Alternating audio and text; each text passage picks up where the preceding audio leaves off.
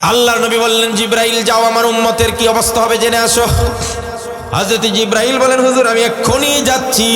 গেলেন আর আসলেন, মুহূর্তে চলে আসছেন। সুবহানাল্লাহ কয় না? আরে জিব্রাইল গেলেন আর আসলেন এত তাড়াতাড়ি। জিব্রাইল বলেন, হুজুর আমার আসার গতি কি জানেন? একটু উদাহরণ দেই বলি। কি উদাহরণ? ইউসুফ আলাইহিসসালামের ভাইয়েরা শত্রুতা করে ইউসুফ আলাইহিসসালামের একটা মরা কুয়া ফেলে দিছিল না? কুয়ার মধ্যে কিন্তু পানি ছিল না, নিচে পাথর টাথর ছিল।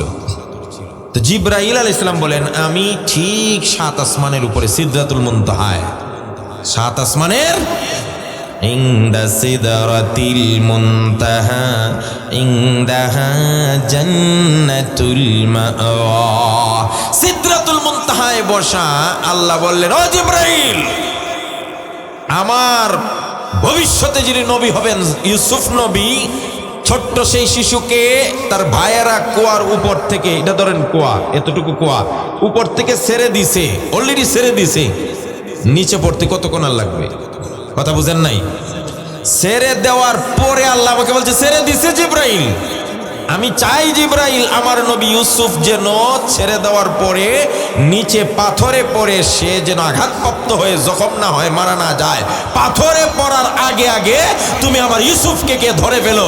হযরত জিব্রাইল বলেন, ও দুনিয়াবাসীরা, আমার 600 ডানা আল্লাহ দান করেছেন, একটা ডানা দিয়ে একটা বাড়ি দিলাম, এক বাড়িতে সিদরাতুল মুনতাহা থেকে ওই মিশরের মরা কুয়ার মধ্যে এনে আমার হাত ঢুকায় দিলাম।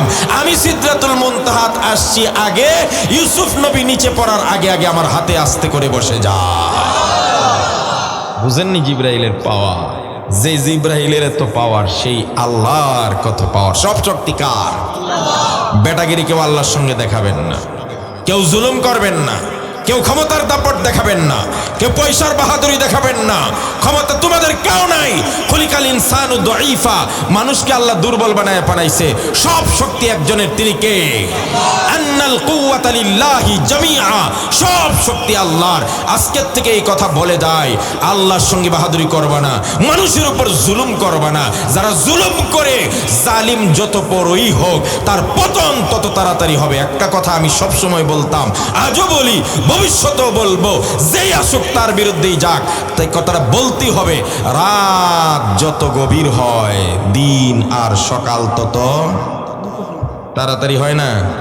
কথা বলেন, সূর্য তত তাড়াতাড়ি উঠবে, রাত গভীর হইতেছে না? জুলুম যত বাড়বে, পতন তত তাড়াতাড়ি হবে। এই জন্য শক্তি আল্লাহর সঙ্গে দেখাবেন না, দুর্বল মানুষের উপর হাত উঠাবেন না, অন্যায়ভাবে মামলা দিয়ে হয়রানি করবেন না, কারো সম্পত্তি জোর জবরদস্তি করে দখল করবেন না। আপনারা যারা নিরীহ আছেন, যদি কেউ দেখেন আপনার জমিন অর্ধ হাত দখল করে নিয়েছে, সীমানা, তার সঙ্গে পারতেছেন না, মামলা দিয়ে, টাকা দিয়ে, বিচার দিয়ে, শক্তি দিয়ে, আল্লাহর কাছে রাত্রে বিছানায় শেষ রজনীতে তাহাজ্জুদের উপরে আল্লাহর কাছে একটা বিচার দিয়ে দিবেন, আল্লাহ তোমার কাছে বিচার দিলাম। খোদার কসম, রাসূল বলছেন, ইত্তাকু দাওয়াতাল মাজলুম ফাইন্নাহু লাইসা বাইনাহা ওয়া বাইনাল্লাহি হিজাব। সাবধান, মাজলুমের বদদুয়া থেকে বাঁচো। মজলুম যখন কারো কাছে বিচার পায় না, আর আল্লাহর কাছে একা একা বলে, আল্লাহ তোমার কাছে বিচার দিলাম, এই ডাকটা সপ্ত আসমান ছেদ করে সোজা আমার দরবারে পৌঁছে যায়। এই জালিমকে সাথে সাথে আমি পাকড়াও করি। যাই নামাজে দাঁড়ায় যান, আপনি অর্ধ হাত জায়গা ছেড়ে দেন। আল্লাহ রাসূল বলছেন, দুনিয়াতে যদি কেউ অর্ধ হাত জায়গা জোর জবরদস্তি করে খায়, কিয়ামতের মাঠে তার মাথার উপর 7 তবক জমিন ঢেলে দেওয়া হবে। ওই দিন বুঝবে মানুষের জমিন দখল করা কতটা কষ্টের আর কতটা শাস্তির। এই জন্য বার্গেনিং করবেন না, আল্লাহর কাছে ছেড়ে দিবেন, যা খা, একদিন জবাব কথা বলেন দিতে হবে কিনা? সেই জিব্রাইল বলেন, হুজুর আমি যাচ্ছি আর আসছি, মুহূর্তের ভিতরে চলে আসলেন। জিব্রাইল কি খবর নিয়ে আসলে? আমার উম্মতের সঙ্গে আল্লাহ কি ব্যবহার করেন? আল্লাহ রাব্বুল আলামিন জিব্রাইলের মাধ্যমে মুহাম্মদ সাল্লাল্লাহু আলাইহি ওয়াসাল্লামকে জানিয়ে দিলেন। আল্লাহ পাক বললেন, ওয়া মা কানাল্লাহু লিয়ুআযিবাহুম ওয়া আনতা ফীহিম ওয়া মা কানাল্লাহু মুআযিবাহুম ওয়া হুম ইস্তাগফিরুন। ইয়া রাসূলুল্লাহ, আপনার উম্মতের ফয়সালা দুইটা, যতদিন আপনি দুনিয়াতে থাকবেন ততদিন উম্মতকে একসাথে ধ্বংস করবেন না, এটা আল্লাহর ওয়াদা। কারণ আমার হাবিব, আমার আমার বন্ধু, আমার দোস্ত দুনিয়াতে থাকবে আর আমার হাবিবকে রেখে উম্মতকে ধ্বংস করবো, এটা হতে পারে না। জিব্রাইল এটা তো বুঝলাম, আমি যতদিন আছি আল্লাহ আমাদের উম্মতকে ধ্বংস করবে না, কিন্তু আজকে যদি আমি চলে যাই তখন মনে হয় উম্মতকে ধ্বংস করে দিবে নাকি।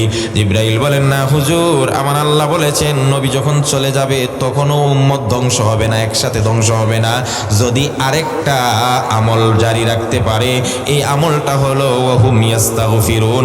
উম্মতের মধ্যে যদি একদল মানুষ ইস্তেগফারের আমল করে, আস্তাগফিরুল্লাহ আস্তাগফিরুল্লাহ আস্তাগফিরুল্লাহ আস্তাগফিরুল্লাহ ওয়া আতুবু ইলাইহি, আস্তাগফিরুল্লাহাল্লাযী লা ইলাহা ইল্লা হুয়াল হাইয়ুল কাইয়্যুম ওয়া আতুবু ইলাইহি, লা হাওলা ওয়ালা কুওয়াতা ইল্লা বিল্লাহ। যদি উম্মত ইস্তেগফারের আমল করতে পারে তবে ওই উম্মতকে আমার আল্লাহ একসাথে ধ্বংস করবে না। নবী করিম সাল্লাল্লাহু আলাইহি সাল্লাম বলেছেন, কোন মানুষ যদি দৈনিক 100 বার মৃত্যুর কথা স্মরণ করে আল্লাহ পাক তাকে শহীদি মৃত্যু দান করে দেন। এর মাধ্যমে কিন্তু আমাদের মৃত্যুর কথা বেশি বেশি স্মরণ হচ্ছে, আমাকে মরতে হবে। মানুষ মৃত্যু থেকে যত গাফেল, মরার কথা থেকে যত দূরে, তত বেশি অপরাধে জড়িয়ে যায়। কারণ সে মনে করে আমি মরব না, আমি আরো কত বছর যে বাঁচব। যে আল্লাহ রাব্বুল আলামিন আমাদেরকে আয়োজনে অংশগ্রহণ করার সুযোগ দিয়েছেন, আমরা সেই আল্লাহ পাকের শাহী দরবারে হৃদয়ের সবটুকু আবেগ ভালোবাসা উজাড় করে কালিমাতুশ শুকর আদায় করছি। আরো জবান ছেড়ে পড়বেন আলহামদুলিল্লাহ। দরুদ সালাম বর্ষিত হোক মানবতার সর্বোৎকৃষ্টতম মানব, যিনি মানুষের কল্যাণে সারাটা জীবন ব্যয় করেছেন, উম্মতি উম্মতি বলে যিনি সব সময় হাহাকার করেছেন। দুনিয়াতেই শুধু নয়, পরকালেও যিনি উম্মতের পেরেশানি চিন্তায় পেরেশানি থাকবেন। নবীউর রহমা সাইয়্যিদুস সাকালাইন, রাহমাতুল লিল আলামিন, শাফিউল মুজনবিন, মুহাম্মদ মুস্তাফা আহমদ মুজতবা নবী মুহাম্মদ সাল্লাল্লাহু আলাইহি ওয়াসাল্লামের উপর সবাই আবারও বলেন সাল্লাল্লাহু আলাইহি ওয়াসাল্লাম। পৃথিবীর সূচনা থেকে এই পর্যন্ত যত রূহ, যত মুসলিম নরনারী যাররা পরিমাণ ঈমান নিয়ে কবরস্থ হয়েছেন, শুধু চৌবিলার নয়, গোটা পৃথিবীর সকল মুমিন মুমিনাতের রূহের মাগফিরাত আল্লাহর কাছে আমরা শুরুতেই কামনা করছি। আল্লাহ সমস্ত ঈমানদার নারী পুরুষ সবাইকে আপনি দয়া করে মাফ করে জান্নাত দিয়ে দেন, বলেন আমিন। হৃদয়ের মণিকোঠা থেকে ধন্যবাদ জ্ঞাপন করছি আমার প্রিয় স্নেহের ভালোবাসার শফিককে। আজকে আমার ওয়াজের শেষের দিকে শফিক এবং তার পরিবার নিয়ে কিছু কথা আছে বলবো। যাকে বেশি ভালোবাসে তাকেই শাসন করেন। আপনি শাসন কাকে করবেন? আরেকজনের ছেলের শাসন করতে পারবেন? কারণ আরেকজনের ছেলের প্রতি আপনার এত বেশি ভালোবাসা নাই, কিন্তু নিজের ছেলের উপর ভালোবাসা আছে না নাই? এই জন্য ভালোবাসা শাসন করবে সে, মায়া ভালোবাসা করবে যে। যার প্রতি ভালোবাসা নাই, মায়া নাই, দয়া নাই, তার প্রতি শাসনও নাই। আর যার প্রতি ভালোবাসা আছে তার প্রতি শাসন আছে না নাই? সবাই বলেন আছে না নাই? ওয়াজের শেষের দিকে বলবো, আপাতত তাকে ধন্যবাদ দেই। আল্লাহ যেন তাকে এটুকুতে নয়, তার দিনের জন্য আল্লাহ যেন আরো বেশি কোরবানি দান করেন, বলেন আমিন। আল্লাহ পাক যেন মানবতার কল্যাণে তার রিজিকে, তার জীবিকাতে আরো বেশি বরকত দেন, ব্যবসাতে আরো বরকত দেন। আল্লাহ দিনের জন্য যেন আরো বড় কাজ করতে পারেন, বলেন আমিন। সুপ্রিয় ভাইয়ারা, বলছিলাম যে আমরা মৃত্যু থেকে যত বেশি গাফেল, তত আমরা অপরাধে জড়িয়ে যাচ্ছি। মনে করতেছি আমরা মরবো না। আর এই পৃথিবীতে কেউ বাঁচতে পেরেছেন? আর বেশি দিন বাঁচলেই সে কি জাহান্নামের আগুন থেকে বেঁচে যাবে? ইহুদিরা বলতো আমরা জাহান্নামের আগুনে জ্বলবো না, তারা দীর্ঘদিন বাঁচার চিন্তা করত। মুশরিকরাও সেই একই ধরনের কথা বলত। কোরআন বলছেন, আল্লাহ রাব্বুল আলামিন বলেন, وَلَتَجِدَنَّهُمْ أَحْرَصَ النَّاسِ عَلَى حَيَاةٍ وَمِنَ الَّذِينَ أَشْرَكُوا لَوْ يُعَمَّرُ أَلْفَ سَنَةٍ وَمَا هُوَ بِمُزَحْزِحِهِ مِنَ الْعَذَابِ أَن يُعَمَّرَ। আল্লাহ রাব্বুল আলামিন বলেন, এই মানুষগুলো মুশরিকেরা তারা সবাই লালায়িত আকাঙ্ক্ষা করে, স্বপ্ন দেখে, তামান্না করে আমরা যদি 1000 বছর বাঁচতে পারতাম। তার মানে তারা 1000 বছর বাঁচতে চায়। আল্লাহ বলেন 100 বছর বাঁচো আর 1000 বছর বাঁচো, ওয়ামা হুয়া বিমুজাহজিহি মিনাল আযাব। 1000 বছর বাঁচলেও তোমরা জাহান্নামের শাস্তি থেকে নিস্তার পাবে না। বেশি দিন বাঁচলেই কি জাহান্নামের আগুন থেকে বাঁচা যায়? তবে হ্যাঁ, বেশি দিন বাঁচাটা কল্যাণকর হবে কখন, এটাও নবীজি হাদিসে বলছে। হাদিস শরীফে নবীজি সাল্লাল্লাহু আলাইহি সাল্লামের কাছে এসেছে, একজন লোক আসছেন, নবীজিকে প্রশ্ন করলেন, আইয়ুন নাসে খায়র, নবীজি কোন মানুষটা বেশি ভালো, কোন মানুষটা ভালো? এখন একদল মানুষ আমরা আছি, বেশি দিন বাঁচলে ভালো, আবার বেশি দিন বাঁচলে খারাপও আছে। কথা বলেন আছে না নাই? কেউ কেউ বেশি বাঁচলে আমল বেশি করে, এর জন্য বেশি বাঁচাটা ভালো।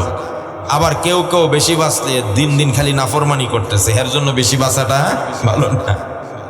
নবীজিকে প্রশ্ন করা হলো, কোন মানুষটা ভালো, উত্তম, কোন মানুষটা শ্রেষ্ঠ? নবীজি বলেন, মান তালা উমরুহু ওয়া হাসুনা আমালু। আল্লাহর নবী বলেন, যেই মানুষটা হায়াত বেশি পাইল আর নেক আমল ভালো কাজ বেশি করলো, সেই মানুষটাই শ্রেষ্ঠ। তাহলে কোন মানুষটা শ্রেষ্ঠ? যে শুধু হায়াত পাইছে সে, না লম্বা হায়াত পাওয়ার পরে এই হায়াতটাকে কি করছে? ভালো কাজে ব্যয় করছে। আবার নবীজিকে প্রশ্ন করলেন, আইয়ুন নাসিস শার, ইয়া রাসূলুল্লাহ, ইয়া হাবিবাল্লাহ, সবচেয়ে নিকৃষ্ট মানুষটাকে? নবীজি বললেন, মান তালা উমরুহু ওয়া সাআ আমালু, সেই মানুষটা বাঁচছে বেশি দিন আর নাফরমানি করছে বেশি। কথা বলে ঠিক কিনা? এই জন্য আমার মুরব্বী বাবা মাদের পায়ে হাত দিয়ে বলি, আপনারা এখন বোনাস হায়াতের মধ্যে আছেন। বোনাস হায়াত, যে কয়দিন এখন বেঁচে থাকবেন আল্লাহর পক্ষ থেকে বোনাস পাচ্ছেন। আপনার সাথে ডানে বামে আপনার প্রাইমারি স্কুলের ক্লাসমেট, হাই স্কুলের ক্লাসমেট, অথবা ছোটবেলার বন্ধু, আপনার বেয়াই, আপনার ভাই, আপনার সাথী, আপনার সঙ্গী, দেখেন তো ডানে বামে কতজন চলে গেছে, আছে না নাই?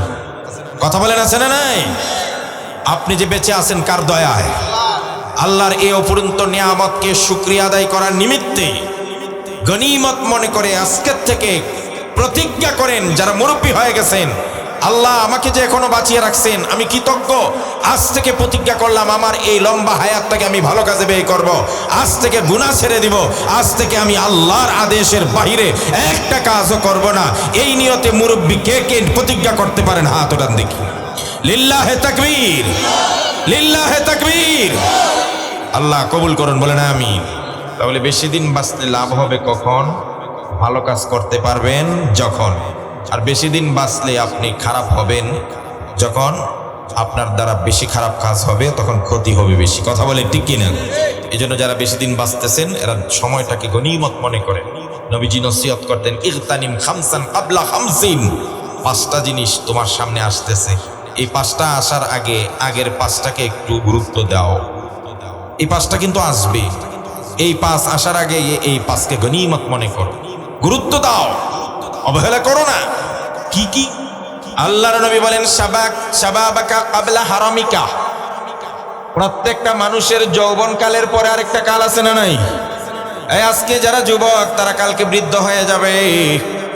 আল্লাহর নবী বলেন, বৃদ্ধ হয়ে যাওয়ার আগে আগে যৌবনকালটাকে কাজে লাগাও, যৌবনকালটাকে গনিমত মনে করো। খেলায় খেলায় যৌবনকে তোমরা পার করে দিও না। আমার অনেক যুবক ভাইয়েরা মনে করেন, যুবক বয়সে কিসের নামাজ, যুবক বয়সে কিসের ইবাদত, যুবক বয়সে কিসের সুন্নত। যখন মুরব্বী হয়ে যাব, বিয়ে করব, সন্তানের বাবা হব, দাদা হব, তখন ইবাদত করব, তখন ভালো কাজ করব। না না, এটা ইসলামের রীতিও নয়, নবীদের সুন্নত নয়। দর জওয়ানি তওবা করদান শিওয়ায়ে পয়গম্বরিস, দর জওয়ানি তওবা করদান শিওয়ায়ে পয়গম্বরিস, ওয়াক্তে পীরি গিরগে জালেম মিশাওয়াদ পরহেজগারিস, ওয়াক্তে পীরি গিরগে জালেম মিশাওয়াদ পরহেজগারিস। প্রত্যেকজন নবী যৌবনকালে তওবা করেছেন, বৃদ্ধ বয়সে গিয়া তওবা করে আল্লাহর কাছে মাফ চাইয়া আল্লাহকে বলবেন, আর গুনাহ করতাম না। আল্লাহ বলেন, এখন তুমি আইছো আর গুনাহ করবা না, আর তো গুনাহ করার শক্তি নাই তোমার। কথা বলেন না কেন? এই জন্য যুবক, আপনি যেটা মনে করতেছেন যে বুড়া বয়সে সব করবো, আর এমনি ইচ্ছা করলেও সব করতে পারবে। দেখেন না, আপনার সমাজে মসজিদে যায়েন, গিয়ে দেখবি, আমি দেখছি অনেক মুরব্বী বাবারা প্রস্রাব করতে বসে, পাঞ্জাবি পিছনে পড়ে আছে, প্রস্রাবের সিটা পড়তেছে। বাবা, এটা কিন্তু ওনার ইচ্ছাকৃত না, উনি বুঝতেছেন না, বুঝতেছেন না, কমন সেন্স নাই ওনার। উনি অজু করতেছেন, দেখা যায় এখানে পশম এই পর্যন্ত খালি, অজুর পানি পৌঁছে নাই, বুঝতে পারেন নাই। তাহলে বৃদ্ধ বয়সে আপনি ইচ্ছা করলেই অনেক কিছু করতে পারবেন না, পারবেন না। এই জন্য যুবক, তুমি একদিন বৃদ্ধ হয়ে যাবে, কেউ চিরদিন যুবক থাকে না। এখন তোমার ইবাদতের মৌসুম। যৌবন যার যুদ্ধে যাওয়ার সময়, আমরাও বলি যৌবন যার ইবাদতের মুখ্য সময় তার। কথা বলে ঠিক কিনা? সবাই বুড়া হবে।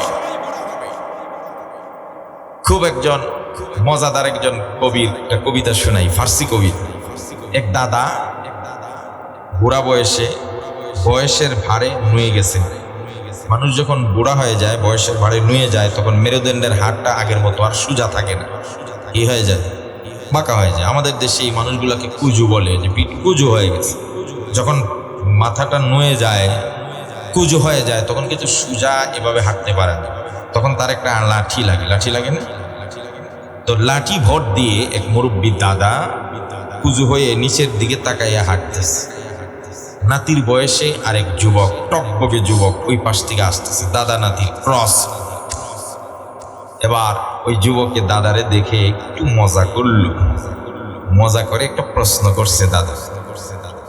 জওয়ানি গুফতে বা পীরে দিলাগা, जवानी गुफ्त बा पीरे दिलागा, चगम कर दी वखम गश्ती दरीरा, चगम कर दी वखम गश्ती दरीरा। एक যুবক বৃদ্ধ দাদাকে দেখে ডাক দিয়া বলতেছে, ও দাদাজি, নিচের দিকে তাকিয়ে কি খুঁজতেছেন? মনে হয় মূল্যবান কোনো সম্পদ হারাইছেন, টাকা হারাইছেন, পয়সা হারাইছেন, না সম্পদ হারাইছেন। দাদাগো, নিচের দিকে তাকিয়ে আপনি কি খুঁজতেছেন? আমাকে বলেন, আপনার হারানো বস্তুটা আমি আপনাকে খুঁজে দেই।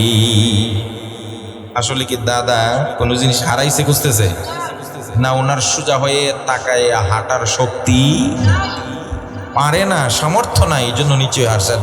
দাদারে নাতি বলতেছে, যুবক কি হারাইছেন আমাকে বলেন, আমি খুঁজে দেই।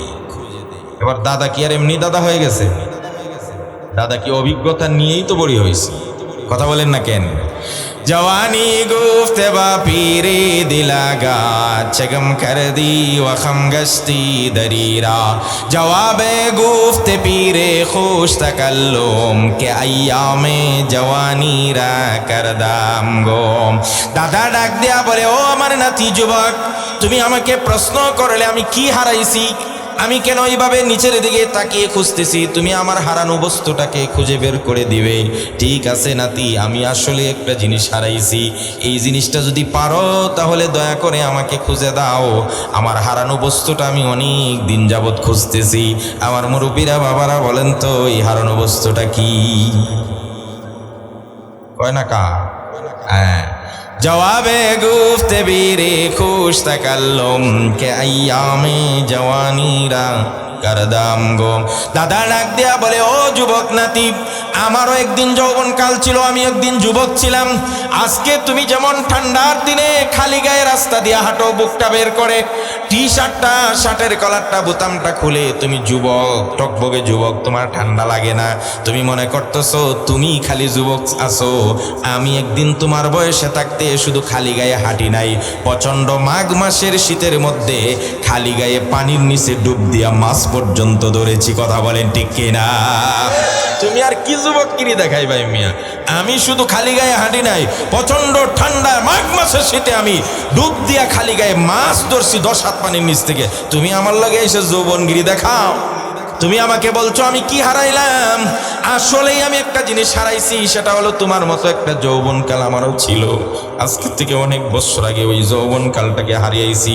যদি সক্ষম হও, যদি পারো, যদি তোমার শক্তি থাকে, দয়া করে আমার হারানো যৌবনকালটাকে খুঁজে দাও। কি মুরব্বীরা, সম্ভব? কিরে যুবক, সম্ভব? সম্ভব না। এবার যুবক সত্যি সিরিয়াস উত্তর দেয়, যুবক মনে করছিল আমি মজা করছি দাদার সঙ্গে, দাদা তো সিরিয়াসলি কথাটা নিছে। দাদা আমাকে এখন বলতেছে যৌবনকাল হারাইছি, খুঁজে দাও। তবে দাদা সরি, আপনি যেটা হারাইছেন এটার ব্যাপারে আমি অপারগ। জওয়াব আসগো তে জওয়ানি তো কাইয়াবি জওয়ানি রা কাছে হারগাজ নমিয়া বাদ দুবারা জিন্দেগানি রা।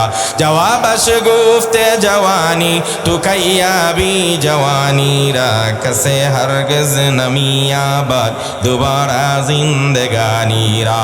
দাদাজি আপনি যেই জিনিসটা হারাইছেন এটা হলো যৌবনকাল।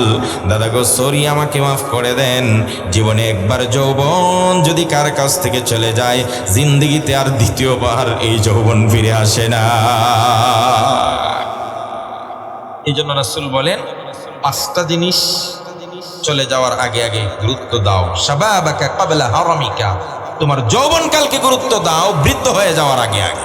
সুবহানাল্লাহ বলেন না। 2 নম্বর রাসূলুল্লাহ বলেন সিহহাতাকা ক্বাবলা সাকামিকা। পৃথিবীর সব মানুষ কোনো না কোনো সময় অসুস্থ হয়ে যায়। অসুস্থ হয়ে গেলে মানুষ অনেক কিছু করতে পারে না।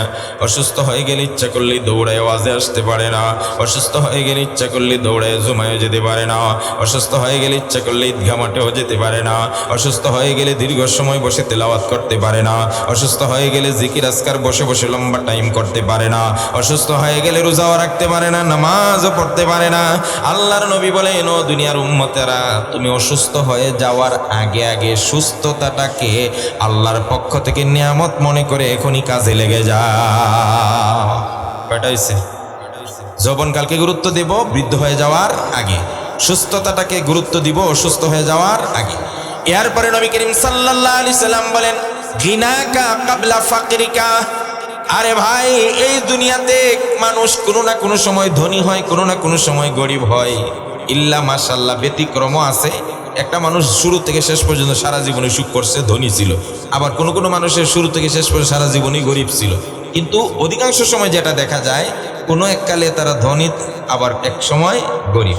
কোনো এক সময় গরিব, এক সময়, কথা বলেন না কেন? কথা বলেন। এক সময় মানুষ ধনী হয়, আর এক সময় কি গরিব হয়। সকালবেলার ধনী রে তুই, ফকির সন্ধ্যাবেলা, আছে না নাই? নবীজি বলেন তুমি যে অবস্থায় আছো, সচ্ছল ধনী অবস্থায় আছো, তোমার টাকা পয়সা আছে, এখন যাই আছে এই সময়টাকে গনিমত মনে করো।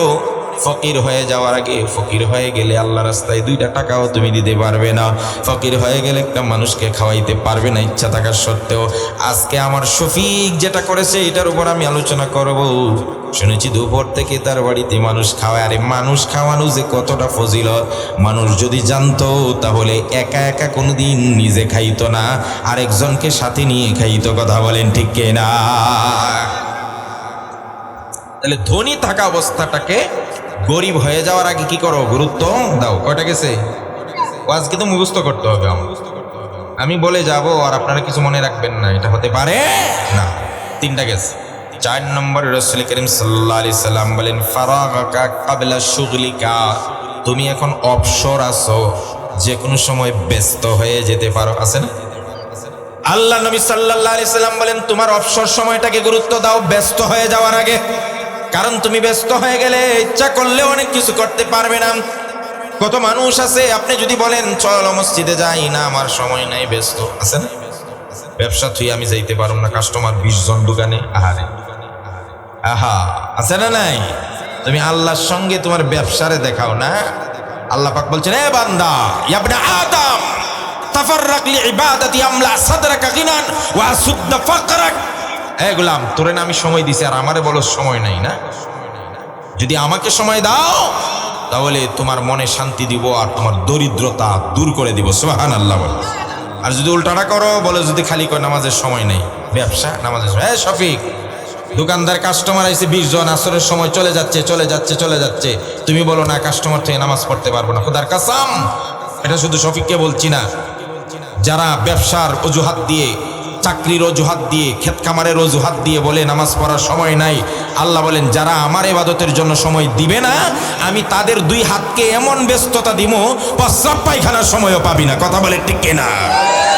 এই জন্য নামাজের ব্যাপারে কোনো কম্প্রোমাইজ নাই। কথা বলে ঠিক কিনা? নামাজকে বলো না কাজ আছে, কাজকে বলো আমার নামাজ আছে। আল্লাহু আকবার বলে। কিসের ব্যস্ততা তোমার? আল্লাহ ইচ্ছা করলে তোমাকে রাস্তায় থালা বসিয়ে, ভিক্ষার ঝুলি দিয়ে তোমাকে রাস্তায় বসিয়ে রাখতে পারেন। কথা বলে ঠিক কিনা? জায়নামাজ একটা দোকানে থাকবে তোমার, যখন নামাজ হবে ওযু করে সাথে সাথে দোকানের ভিতরেই নামাজ পড়ে নিতে হবে। বরকত দিবেন কে? এই রিজিক দেন কে? নবী করিম সাল্লাল্লাহু আলাইহি সাল্লামকে আল্লাহ পাক আদেশ করছেন। আদেশ কি আদেশ করছেন জানেন? ওয়া'মুর আহলাকা বিস-সালাতি ওয়াসতাবির আলাইহা লা নাসআলুকা রিজকা নাহনু নারযুকুক। ইয়া রাসূলুল্লাহ, আপনার রিজিকের মালিক না, রিজিকের মালিক আমি আল্লাহ। আপনার কাজ হলো নিজেও নামাজ পড়েন, আপনার পরিবারের সব কয়টা মানুষকে নামাজের আদেশ দেন। দেখেন রাসূলকে আল্লাহ বলছেন ওয়া'মুর আহলাকা বিস-সালাত। ওগো নবী, আপনি নিজে নামাজ পড়েন, পরিবারের সবাইকে নামাজ পড়তে বলেন। আপনি জানেন যিনি সাইয়্যিদাতুন নিসা ফাতেমা, জান্নাতের সমস্ত রমণী মহিলাদের সর্দার হবে রাসূলুল্লাহ সাল্লাল্লাহু আলাইহি ওয়াসাল্লামের মেয়ে ফাতেমা। সেই ফাতেমাকে রাসূল বলছেন ইয়া ফাতেমা আনকিজি নাফসাকি মিনান নার। ও ফাতেমা, কিয়ামতের কঠিন ময়দানে আমি রাসূলুল্লাহ তোমার বাবা হিসাবে আমি তোমার কিছুই করতে পারবো না। ফাতেমা রে, তুমি তোমার আমল দিয়া জাহান্নামের আগুন থেকে বাঁচো। নবীজি ফাতেমাকে এই কথা বলছেন।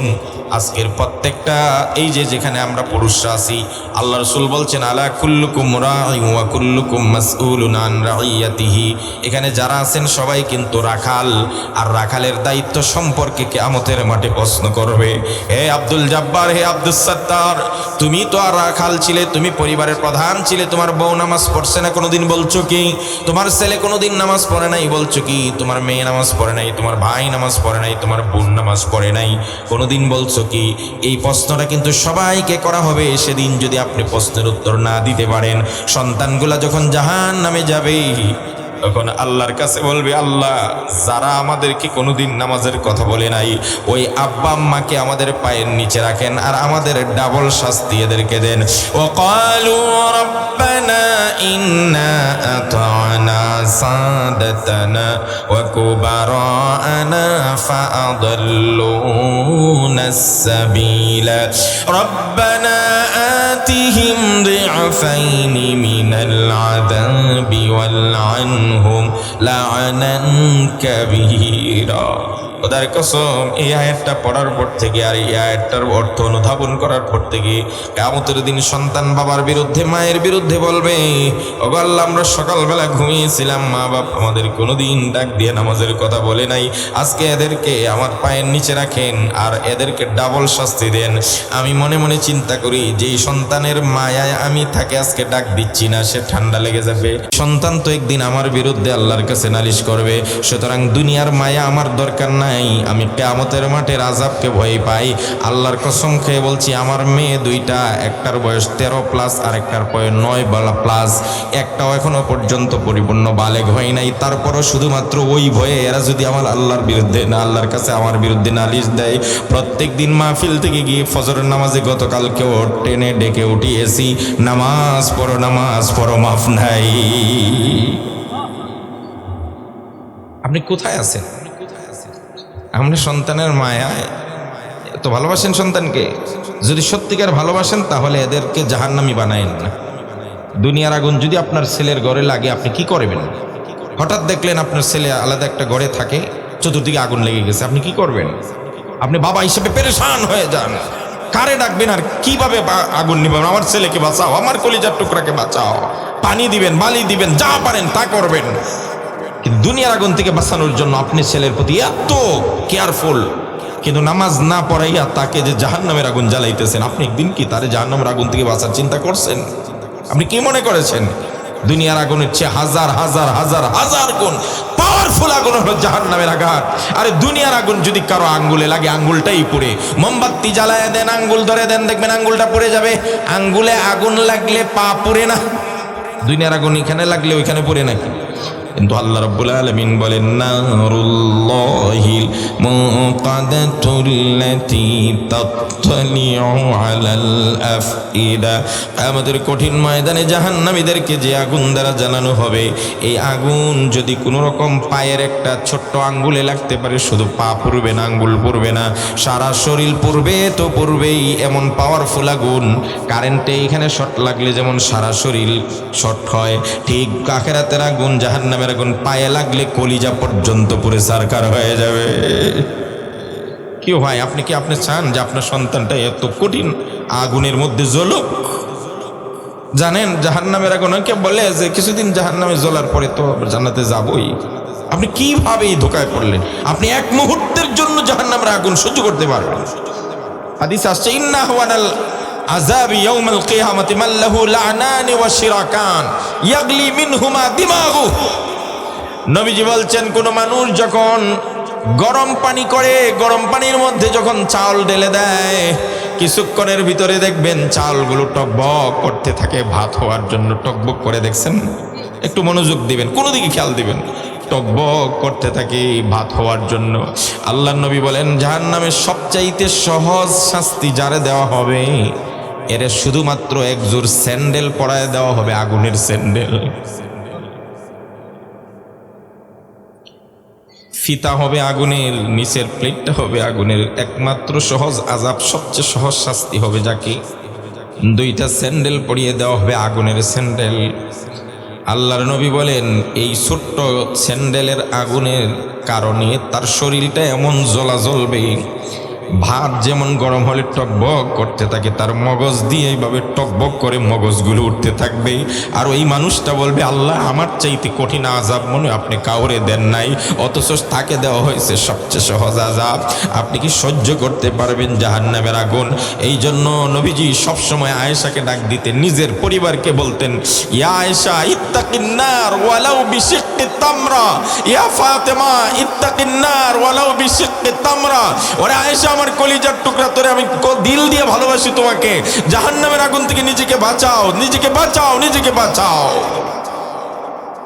বিশ্বনবী নিজে সব সময় দোয়া করতেন, আল্লাহুম্মা আজিরনি মিনান নার, আল্লাহুম্মা আজিরনি মিনান নার। আল্লাহ আমার জাহান্নামের আগুন থেকে বাঁচায় দেন, জাহান্নামের আগুন থেকে বাঁচায় দেন। ও আমার বাবারা, প্রত্যেক ফরজ নামাজের পরে আল্লাহর কাছে দোয়া করবেন আর বলবেন, আল্লাহুম্মা আজিরনি মিনান নার। বলেন, আল্লাহুম্মা আজিরনি মিনান নার, আল্লাহুম্মা আজিরনি মিনান নার। আল্লাহ আমাকে জাহান্নামের আগুন থেকে বাঁচিয়ে দাও, আমার পরিবারকেও বাঁচিয়ে দাও। বলেন আমিন। পাঁচটা জিনিসকে বলছিলাম, পাঁচটা জিনিসের আগে গুরুত্ব দেন। 4 নম্বরটা গেছে, ব্যস্ততা আসার আগে এখন যে সুযোগ আছে একটু ইবাদত করে নেন। আর 5 নম্বর রাসূল বলছেন, হায়াতাকা ক্বাবলা মাউতিক, যে কোনো দিন তুমি মরে যাবে, যে কোনো দিন মরে যাবে। আমাদের ছেলেটা এই যে শরীফ উসমান হাদি, কত আর বয়স, চলে গেছে, চলে গেছে তো কত আবরার চলে গেছে। যারাই করো, যারাই তাকে মারো, অন্যায়ভাবে যারা হত্যা করেছে, আমি বিশ্বাস করি এই দুনিয়ায় না হলেও পরকালে আল্লাহর আযাব থেকে বাঁচতে পারবে না, পারবে না। কি কাণ্ডটা করলেন! আজকে যেই ছেলেটা তাকে গুলি করে হত্যা করলো, তার জন্য তার মা বাবা, বউ, ভাই, বোন সব টিরে ধরছে। এই মা বাবা তো ধিক্কার দেওয়া দরকার। কি ছেলে জন্ম দিলাম, যার কারণে সারা পৃথিবীর মানুষ আমাদের মা বাবাকে ঘৃণা করছে, ঘৃণা করে প্রত্যাখ্যান করছে। তোদের ছেলে অত বড় নেককারজনক কাজ করছে। আর আজকে হাদি সারা বাংলাদেশের মানুষের দোয়া নিয়ে কবরে গেছে। আল্লাহ আমার হাদিকে তুমি শহীদ হিসাবে কবুল করে নাও। আর জোরে বলেন আমিন। তো 5টা জিনিস আসতেছে রে ভাই। মৃত্যু আসার আগে আগে জীবনটাকে গুরুত্ব দেন, জীবনটাকে দেন। এটা আল্লাহর শ্রেষ্ঠ নিয়ামত জীবন। মৃত্যুর হাত থেকে কেউ পালাইতে পারবে না। আল্লাহ রাব্বুল আলামিন সূরা জুমার শেষ দিকে বলেন, কুল ইন্নাল মাউতাল্লাযী তাফিরুনা মিনহু ফাইন্নাহু মুলাকীকুম সুম্মা তুরাদ্দুনা ইলা আলিমিল গায়বি ওয়াশ শাহাদাতি ফায়ুনাব্বিউকুম বিমা কুনতুম তা'মালুন। আল্লাহর নবীকে দিয়ে আল্লাহ সারা পৃথিবীবাসীকে জানিয়ে দিলেন, কুল ইন্নাল মাউতাল্লাযী তাফিরুন, যেই মৃত্যুর হাত থেকে বাঁচার জন্য তোমরা দৌড়াইতেছো, পালাইতেছো, কোথায় গেলে মৃত্যু থেকে বাঁচা যাবে, কোথায় গেলে কি খাইলে মরা লাগবে না, কোন ডাক্তারের কাছে গেলে মরতে হবে না, এটাই তো মানুষের কাজ। একটু কিছু হইলেই আমার বাবারে যেমনি বাঁচান যেমনি বাঁচান, বলে না ডাক্তারে গিয়ে সন্তানেরা কত টাকা লাগে আমার বাবাকে বাঁচান, মরতে চায় না, মৃত্যুর হাত থেকে মানুষ পালাইতেছে। আসলে কি মৃত্যুর হাত থেকে পালিয়ে কেউ বাঁচতে পারে? আল্লাহ বলেন, কুল ইন্নাল মাউতাল্লাযী তাফিরুনা মিনহু ফাইন্নাহু মুলাকীকুম, মৃত্যুর হাত থেকে পালিয়ে যে জায়গায় যাবে সেখানেই তোমার মৃত্যু পাকড়াও করবে। কথা বলি ঠিক কিনা? মুসান্নিফে ইবনে আবি শাইবা, মুসান্নিফে ইবনে আবি শাইবার মধ্যে ঘটনা আনছেন, সুলাইমান আলাইহিস সালাতু ওয়াস সালাম, যিনি পৃথিবীর শুধু মানুষের বাদশা ছিলেন না, জিনের বাদশা ছিলেন, পাখিদের ভাষা বুঝতেন, এত বড় পয়গম্বর ছিলেন। আলহামদুলিল্লাহ বলেন আলহামদুলিল্লাহ। সেই সুলাইমান আলাইহিস সালাতু ওয়াস সালামের কথা কোরআনে কারিমে আল্লাহ রাব্বুল আলামিন বর্ণনা করেছেন। আল্লাহ রাব্বুল আলামিন কোরআনে কারিমে সাইয়্যিদুনা সুলাইমান আলাইহিস সালাতু ওয়াস সালামের কথা উল্লেখ করে বলেছেন, আমি আল্লাহ রাব্বুল আলামিন সুলাইমানকে ওয়ালাকাদ আতাইনা দাউদা মিন্না ফাদলা, আল্লাহ রাব্বুল আলামিন সুলাইমানের ব্যাপারে বলেন, ওয়া ওয়ারিসা সুলাইমানু দাউদা ওয়া ক্বালা ইয়া আইয়ুহান নাসু উল্লিমনা মানতিকাত তাইরি ওয়া উতিনা মিন কুল্লি শাই ইন্না হাযা লাহুয়াল ফাদলুল মুবিন। আল্লাহ রাব্বুল আলামিন সুলাইমানকে দাউদের উত্তরাধিকারী বানাইলেন। তিনি পাখিদের ভাষা বুঝতেন, পিপিলিকার ভাষা বুঝতেন। সুবহানাল্লাহ বলেন, আর জোরে কয় না সুবহানাল্লাহ। একদিন সুলাইমান আলাইহিস সালাতু ওয়াস সালাম তার সিংহাসন নিয়ে, সব দিক থেকে সিংহাসন নিয়ে সবাইকে নিয়ে উড়ে যাচ্ছিলেন। হঠাৎ করে পিপিলিকার রাজ্যের রানী যিনি, তিনি দেখলেন যে সুলাইমান আসতেছে, এখানে অবস্থান করবে, ডাক দিছেন, ইয়া আইয়াতুহান নামলা, হে আমার সাথী পিপিলিকারা, তোমরা তাড়াতাড়ি ঘরতে ঢুকো, কারণ সুলাইমান নামবে, তোমরা দেখবেও না, পিষ্ট করে দিবে। সুবহানাল্লাহ বলেন। তাবাসসামা সুলাইমান, সুলাইমান ইসলাম মুস্কি হাসছেন আর আল্লাহর প্রশংসা করছে, আল্লাহ তোমার শুকরিয়া, তুমি পিপিলিকার মুখের ভাষা বোঝার ক্ষমতা আমারে দিছো। সুবহানাল্লাহ বলেন। সেই সুলাইমান আলাইহিস সালাতু ওয়াস সালামের লম্বা কাহিনী আছে, আমি কাহিনী বলবো না, শুধু এতটুকু বলি, সুলাইমান আলাইহিস সালাতু ওয়াস সালামের সময়ে ওনার সিংহাসনে একদিন তিনি বসা, এক উজির ছিলেন, সেই উজির দাউদ আলাইহিস সালামের সময় হয়েছিল। বাবা চলে যাওয়ার পরে সুলাইমান যখন সিংহাসনে বসলেন, তিনিও উজির মানে মন্ত্রী, ওনার দরবারে একদিন বসা, হঠাৎ করে একজন অপরিচিত লোক আসছে, অপরিচিত একজন মুসাফির সুলাইমানের দরবারে আসছে। ঠিক আমি আর সভাপতি সব যতটুকু কাছাকাছি এতটুকু কাছে বসে, কাছে বসে ওই অপরিচিত লোকটা একটা লোকের দিকে খালি এইভাবে তাকায়, ওই মন্ত্রীর দিকে। একজন মন্ত্রী ভয় পায়, কি এই লোকটারে চিনি না, কিন্তু তার তাকানোটা দেখলে মনে হয় ভয়ঙ্কর, আমার দিকে তাকায়, ভয় করতেছে। আর ওই লোকটা খালি ওর দিকেই তাকায়, সুলাইমান ইসলামের সাথে একটু কথা বলে আর ওর দিকে তাকায়। দীর্ঘ সময় তাকানোর উপর এই লোকটা কথাবার্তা বলে চলে গেল। এবার ওই লোকটা সাইয়্যিদুনা সুলাইমান আলাইহিস সালাতু ওয়াস সালামকে বললেন, জাহাবনা সুলাইমান, আপনার কাছে যে অপরিচিত লোকটা আসছিলেন উনি কে? ওনার তাকানোটা আমার কাছে খুব ভালো মনে হয় নাই, এমন ভয়ঙ্কর অবস্থায় তাকাচ্ছিলেন, আমার কলিজার পানি শুকায় যাচ্ছিল। হযরত সুলাইমান আলাইহিস সালাম বললেন, ও মন্ত্রী সাহেব, ইনি দুনিয়ার কোনো মানুষ নয়, উনি মালাকুল মাউত হযরতে আজরাইল মানুষের সুরতে আমার কাছে আসছিলেন। বুঝে থাকলে বলুন তো, যে এই লোকটার তাকানো দেখে আগে তার কলিজার পানি ছিল না, এখন যখন পরিচয় পাইছে এটা আজরাইল, তখন কি ভয় কমছে না বাড়ছে? এবার সে থরথর করে কাঁপতে লাগলো, বুঝে ফেলছে এই লোক আমাকে মনে হয় টার্গেট করছে, আমার জান কবজ করবে।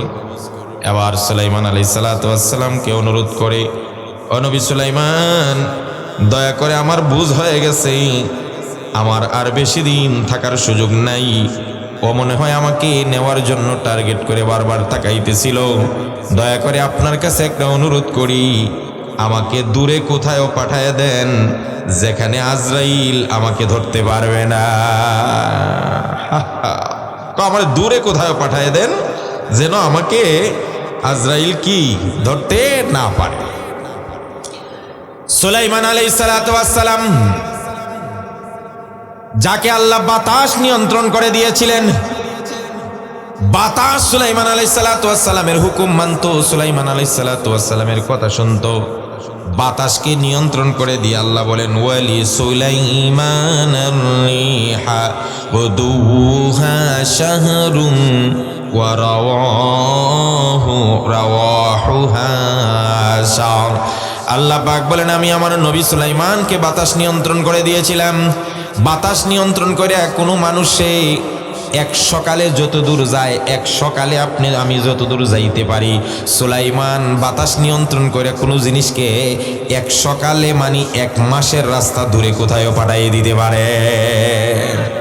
সুলাইমান, আমরা এক সকালে যতটুকু যাই, এই সময়ের ভিতরে সুলাইমান একটা জিনিসকে, একটা মানুষকে কত দূর পাঠাইতে পারেন, এক মাস দূরের রাস্তা পাঠাইতে পারেন। আবার এক বিকালে আমরা যতটুকু যাই, এক বিকাল সময়ের ভিতরে বাতাসের মাধ্যমে সুলাইমান একটা মানুষকে এক মাসের দূরে পাঠিয়ে দিতে পারেন। তার মানে হলো একদিন সময় পাইলে সুলাইমান একটা মানুষকে 2 মাসের রাস্তা দূরে পাঠিয়ে দেয়। সুবহানাল্লাহ বলে। তো বাইতুল মাকদাস ফিলিস্তিন, এর আশপাশে ছিলেন সুলাইমান ইসলামের সিংহাসন। তো লোকটা যখন বলল, নবী সুলাইমান, আমার ভয় করছে, আজরাইল মনে হয় আজই আমার জান কবজ করবে। তো যেহেতু আজই কবজ করবে, আপনি তো বাতাস নিয়ন্ত্রণ করতে পারেন, আমাকে এত দূরে পাঠায় দেন আমাকে যেন আজরাইল না পায়। হযরত সুলাইমান আলাইহিস সালাতু ওয়াস সালাম বাতাস নিয়ন্ত্রণ করে ওই লোকটাকে 2 মাসের রাস্তা দূরে, অর্থাৎ সেই বাইতুল মুকাদ্দাস ফিলিস্তিন থেকে বর্তমান ভারতের কোনো একটা প্রদেশে সুলাইমান আলাইহিস সালাম ওই লোকটাকে পাঠায় দেন। 2 মাস দূরের রাস্তায় পাঠায় দিয়েছে। তো লোকটা মোটামুটি নিশ্চিত, আমার আজরাইল আজকে যদি জান কবজ করতে হয় তাহলে 2 মাস দূরে আইছি, আমারে পাইব না। এবার সুলাইমান আলাইহিস সালাতু ওয়াস সালাম তারে পাঠায় বসে আছেন। পরের দিন সকালবেলা আজরাইল গেছে, আজরাইল আবার আইছে। সুলাইমান আলাইহিস সালাতু ওয়াস সালামকে বললেন, আজরাইল, ও নবী সুলাইমান, তোমার ওই লোকটার জান তো আমি কবজ করে আসছি। হযরত সুলাইমান বলেন, তো তুমি আগের দিন কেন আসছিলে এখানে, আর এভাবে তাকাচ্ছিলে কেন? সেই লোকটা তো ভয় পাইছে, এই জন্য আমারে কইছে দূরে পাঠিয়ে দিতে। এবার আজরাইল বলেন, এখানেই তো সমস্যাটা। আমাকে আল্লাহ বলছেন যেই জায়গায় এখন সে আছে ওই জায়গায় আজকে দিনের ভিতরে যেন তার জান কবজ করি। আমি তো যাইতে পারবো, কিন্তু লোকটা আসবে কেমন? কথা বুঝেন নাই? যদি বলে আজকে রাত্রের ভিতরে আপনার ব্রাজিলে আপনার জান কবজ করবে, তা আপনি এখানে বসা আছেন, আজরাইল কবি এটারে নিব কেমনে ব্রাজিলে, আর এখানে কবজ করবো কেমনে? পেরেছানি না? আজরাইল বলেন, সুলাইমান, আল্লাহ আমাকে বলছেন তোমার এই মন্ত্রীর জান কবজ করব কোথায়? ভারতের ওই জায়গায়, কিন্তু লোক তো বসে আছে আপনার সিংহাসনে। আবার বলছে আজকের ভিতরেই তার জান কবজ করতে হবে। আমি তো হিসাব মিলাইতে পারছিলাম না। এই তুই এখানে কে? তুই তো এখন থাকবি ভারতে, তোরা আমি তো ওইখানে জান কবজ করার কথা, এখন তোরা আমি নেই কেমনে? এই তো বারবার তাকাইতেছিলাম। কিন্তু আমার চিন্তা হলো, আল্লাহ যেহেতু বলছেন ভারতে যাও, ওইখানে জান কবজ করো, পাঠানোর দায়িত্ব তো আমার না, আমার তো পাঠানোর দায়িত্ব না। আমার কথা হলো সময় মতো ভারতের ওই জায়গায় যাওয়া। যদি গিয়া না পাই তাহলে আল্লাহকে বলবো, আল্লাহ আপনি তো বলছিলেন ওরা এখানে জান কবজ করতে, এখানে তো নাই। এই জন্য আমি আমার আল্লাহর অর্ডার অনুযায়ী সুলাইমান তোমার দরবার থেকে বের হইয়াই ভারতের ওই জায়গায় চলে গেলাম, গিয়ে দেখি যারে আমি খুঁজতে তোমার দরবারে রেখে আসছিলাম ওই লোক জায়গা মতো এসে বসে আছে। এবার সুলাইমান বলে, আসলে সেও যে আমারে বলছে দূরে কোথায় পাঠায় দাও। আল্লাহ বলেন, তোমার আজরাইল ওখানে অপেক্ষা করছে, তুমি এখানে কেন, তুমি ওখানে চলে যাও। কুল ইন্নাল মাউতাল্লাযী তাফিরুনা মিনহু ফাইন্নাহু মুলাকীকুম। আল্লাহ রাব্বুল আলামিন বলেন, যেখানেই পলায়ন করবে মৃত্যু থেকে, সেখানেই তোমার সঙ্গে মিস্টার আজরাইলের সাক্ষাৎ হয়ে যাবে। মরার হাত থেকে কেউ বাঁচতে পারবে না। মৃত্যুর হাত থেকে যদি কেউ বাঁচতে পারতেন তাহলে আমাদের নবী সহ সমস্ত নবীরা বাঁচতে পারতেন। আমাদের নবীও কিন্তু মৃত্যুর হাত থেকে বাঁচতে পারেন নাই। আমার নবী, দয়াল নবী, বিশ্ব নবী মুহাম্মদুর রাসূলুল্লাহ সাল্লাল্লাহু আলাইহি সাল্লাম মৃত্যুর আগে 5 দিন অসুস্থ, কখনো হুঁশ কখনো বেহুশ। আল্লাহ নবী সাল্লাল্লাহু আলাইহি ওয়াসাল্লাম যখন যেদিন ইন্তেকাল করবেন, ওই দিন ইন্তেকালের আগে সব পরিবারের লোকেরা, ফাতেমা আয়েশা সহ সবাই এখানে বসে আছেন। হযরত জিবরাইল আলাইহিস সালাতু ওয়াস সালাম অনুমতি চাইলেন, ইয়া রাসূলুল্লাহ, ইয়া হাবিবাল্লাহ, আমি তো অসংখ্যবার আপনার সঙ্গে সাক্ষাৎ করেছি, আজকে একজন নতুন মেহমান আপনার সঙ্গে দেখা করতে চান, সাক্ষাৎ করতে চান। আমার নবীজির বুঝতে বাকি রইল না, নতুন মেহমানটার কেউ নয়, মালাকুল মাউত আজরাইল। আল্লাহ নবী সাল্লাল্লাহু আলাইহি সাল্লাম বললেন, তাকে অনুমতি দাও। হযরত মালাকুল মাউত আজরাইল সালাম দিলেন, আসসালাতু ওয়াসসালামু ইয়া রাসূলুল্লাহ। নবীজি অনুমতি দিলে আপনি ঘরে আমি প্রবেশ করি। ঠিক আছে, আপনি ঘরে প্রবেশ করেন। যেই মাত্র আজরাইল ঘরে প্রবেশ করলেন, নবীজিও বুঝে ফেললেন ফাতেমা রাদিয়াল্লাহু তাআলা আনহা এত বেশি কান্না শুরু করে দিলেন, কাঁদতে কাঁদতে বেহুশ হয়ে যায়। আরে মনে হয় আমার মায়ের নবী চলে যাবে, আমার বাবাকে আর কোনোদিন পাবো না। ফাতেমা এইভাবে আরো কান্না করতেন। সূরা ইযা জা নাসরুল্লাহ সূরাটা নাজিল হওয়ার পরেও আমার নবীজি গিয়ে বলছিলেন, ফাতেমা রে মা, নুইয়াত ইলাইয়া নাফসি। সূরা ইযা জা নাসরুল্লাহ নাজিল হয়ে গেছে, তার মানে আমার নবীর ডাক চলে আসছে, আর বেশি দিন থাকবো না। এই কথা বলার পরে ফাতেমা এমন অজুর দাঁড়ায় বাচ্চাদের মতো কান্না শুরু করে দেন। নবীজি বলতেন, ফাতেমা তু বিদআতুম মিন্নি, ফাতেমা আমার কলিজার টুকরা। মা ফাতেমা গো, তোর কান্না দেখলে আমি বিশ্ব নবী বরদাস্ত করতে পারি না। যখন ফাতেমা এইভাবে কান্না করছেন, নবীজি ফাতেমার কানে মুখ লাগিয়ে কি যেন বললেন। তাফসীরের কিতাবে লেখেন, ফাদাহিকাত, সাথে সাথে ফাতেমা হাসতে শুরু করলেন। আম্মা জান আয়েশা বলেন, আমি ফাতেমাকে ডাক দিলাম, ফাতেমা রে, নবীর কথা শুনে তুমি কাঁদতেছিলে, কি বললো এমন কথা যে তুমি হাসতে শুরু করলে? হযরত ফাতেমা বলেন, মা গো, আমার নবীর বিদায়ের কথা শুনে আমার আব্বা চলে যাবেন, বিচ্ছেদের ব্যথা আমি সহ্য করতে পারছিলাম না, এই জন্য কান্না করছিলাম। আমার কান্নার অবস্থা দেখে আমার দয়াল নবী বরদাস্ত করতে পারেন নাই, যে কারণে আমার কানের কাছে এসে বললেন, ইয়া ফাতেমা ইসবিরি ফাইন্নাকি আউয়ালু আহলি লাহিকান বি। ও ফাতেমা, মা কান্না করিস না, ধৈর্য ধর। আমি নবী চলে গেলে আমার পরিবারের সবার সাথে দেখা হওয়ার আগে সর্বপ্রথম তুমি আমার সঙ্গে সাক্ষাৎ করবে। এই কথা শোনার পরে আমি ফাতেমা আশ্বস্ত হলাম, হাসলাম।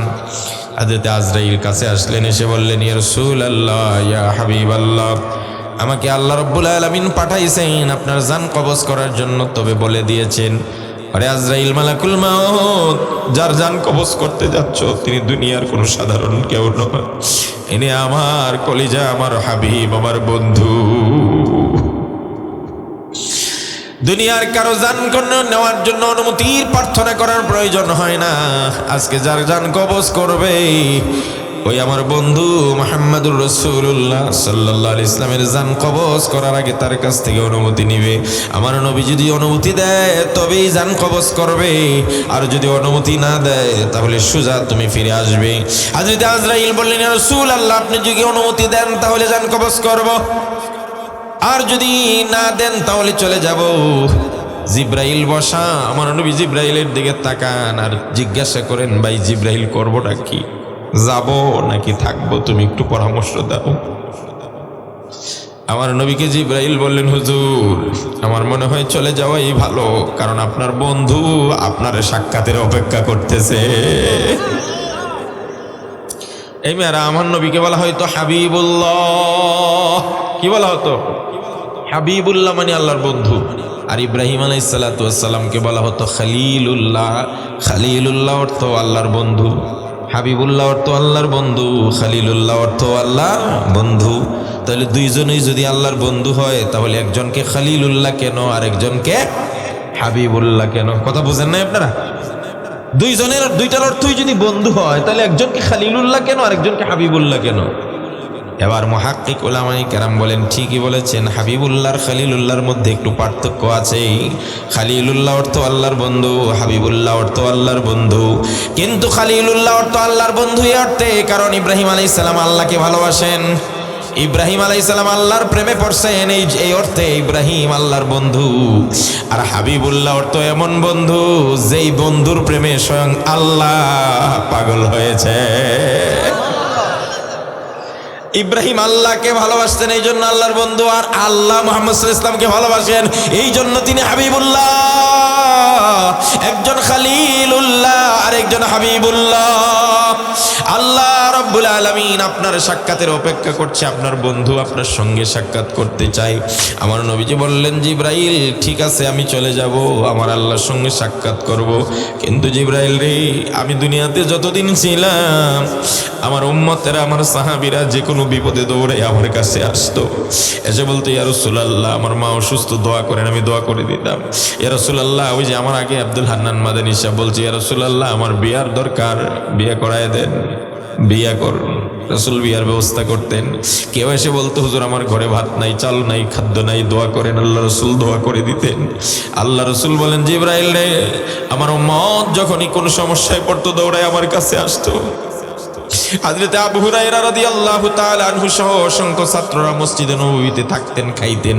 আর নবীজি যা কিছু পড়াইতেন, শিখাইতেন, হাদিস বলতেন, শিখে নিতেন। এদেরকে আসহাবে সুফফা বলা হয়। মাঝে মাঝে এমন হতো, নবীর মসজিদের যে মাদ্রাসার ছাত্রদের খানা জুটতো না, একদিন 2 দিন। হযরত আবু হুরায়রা বলেন, একদিন এমন অবস্থা হলো 2 দিন হয়ে গেছে খানা নাই। আমি প্রচন্ড ক্ষুধার যন্ত্রণায় নামাজ শেষ করে দরজার পাশে বসে ছটফট করতেছিলাম। আর সবার আগে বের হয়ে উদ্দেশ্য হলো সবাইকে নামাজ থেকে বের হলে সালাম দিব, যদি কেউ আমার অবস্থা জিজ্ঞেস করে বাড়িতে নিয়ে যায় 4টা খানা খাওয়ায়। সবার আগে বের হলো আবু বকর, বললাম আসসালামু আলাইকুম। আবু বকর বলল ওয়ালাইকুম আসসালাম। আমি খাইছি না খাই নাই আবু বকর জিজ্ঞেস করে নাই, চলে গেছেন, বুঝতে পারেন নাই।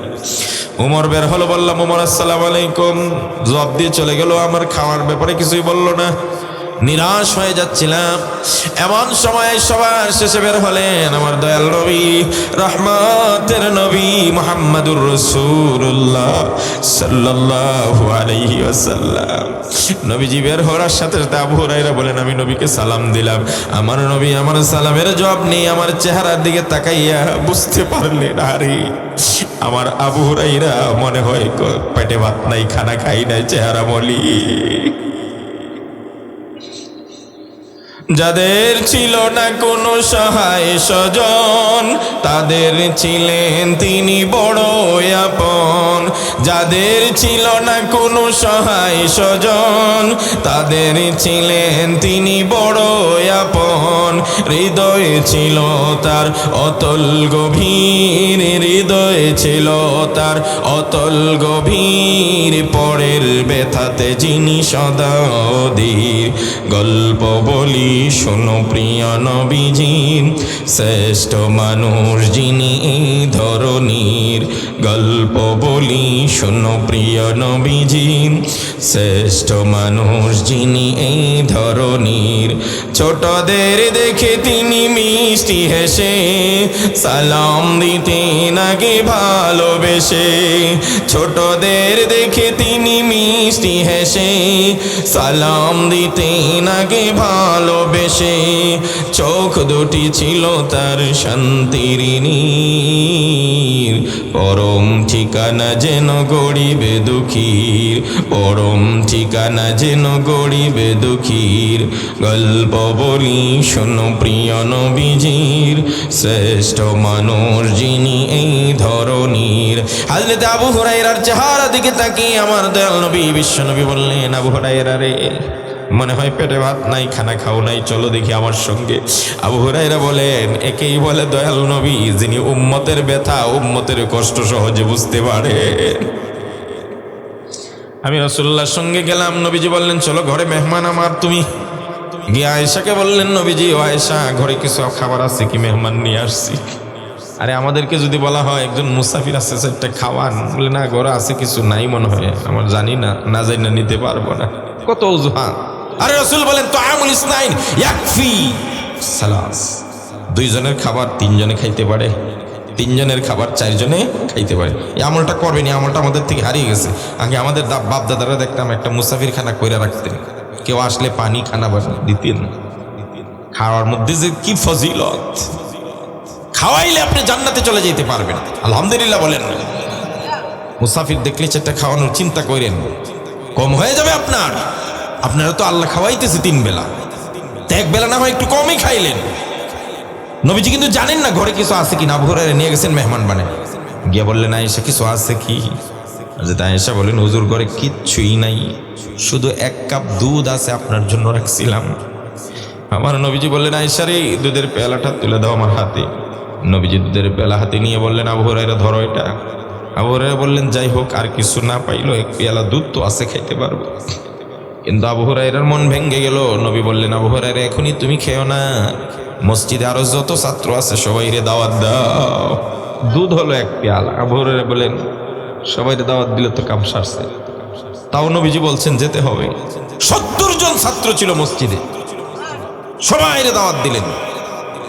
এবার আবু হুরায়রা মনে মনে চিন্তা করে, সবার আগে আমি খাবো, এরপর অন্যরা থাকলে খাবে, আমার ক্ষুধা বেশি।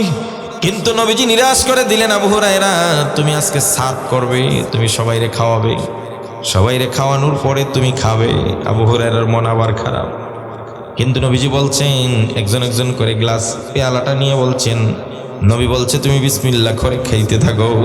সাহাবী গ্লাসে ধরে বিসমিল্লাহির রহমানির রহিম বলে পেয়ালায় মুখ লাগিয়ে খাইতে থাকলেন, খাইতে থাকলেন। পেট ভরে গেল, কিন্তু পেয়ালার দুধ এক ফোঁটাও কমে না। আরেকজনের হাতে দিলেন, সেও পেট ভর্তি করে খেলো, দুধের পেয়ালা কমে নাই। আর একজনের হাতে দিলেন, সেও পেট ভর্তি করে খেলো, দুধের পেয়ালা একটুও কমে নাই। আবু হুরায়রা বলেন, 70 জন সাহাবী খাওয়ার পরেও আমি লক্ষ্য করে দেখলাম দুধের পেয়ালা থেকে এক ফোঁটা দুধও কমে নাই।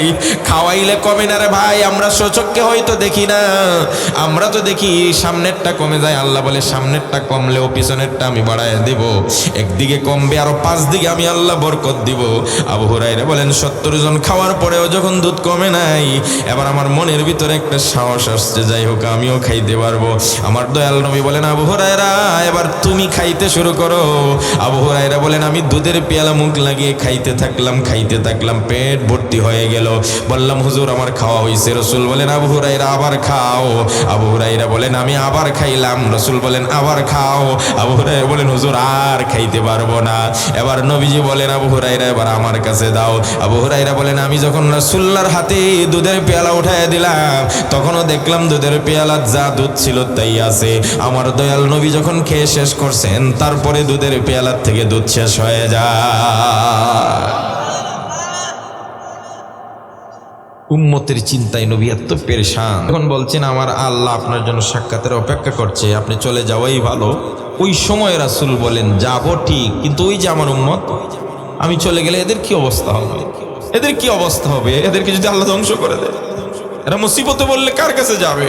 সমূলে যদি ধ্বংস হয়ে যায় পাপাচার করার কারণে, তুমি আমার আল্লাহর কাছে যাও, জিজ্ঞেস করো, আল্লাহ নবী তো আসতে চান, কিন্তু উম্মতকে কার কাছে রেখে যান? সুবহানাল্লাহ, সুবহানাল্লাহ। আজকে সেই উম্মত, নবীর ভালোবাসা হৃদয়ে নাই, নবীর ভালোবাসা নাই, নবীর সুন্নত নাই। নবীর সুন্নত রাখতে আজকে লজ্জা পায়। দাঁড়িয়ে রাখো না কেন? বউ পছন্দ করে না। তোমার বউ কিন্তু কিয়ামতের দিন তোমার সাহায্যকারী হবে, হবে? আরে কোরআন পড়েন না, এত বড় কোরআন এখানে সামনে রাখছে, একটু ধরি না গো। يوم يفر المرء من أخيه وأمه وأبيه وصاحبته وبنيه لكل امرئ منهم يومئذ شأن يغني কিয়ামতের কঠিন ময়দানে মা তার ছেলেকে দেখলে দৌড়াইতে থাকবে, পরিচয় দিবে না বাবা ভাইকে, ভাই ভাইকে, ছেলে বাবাকে, সবাই দৌড়াবে দৌড়াবে। বন্ধু বন্ধুকে অস্বীকার করবে।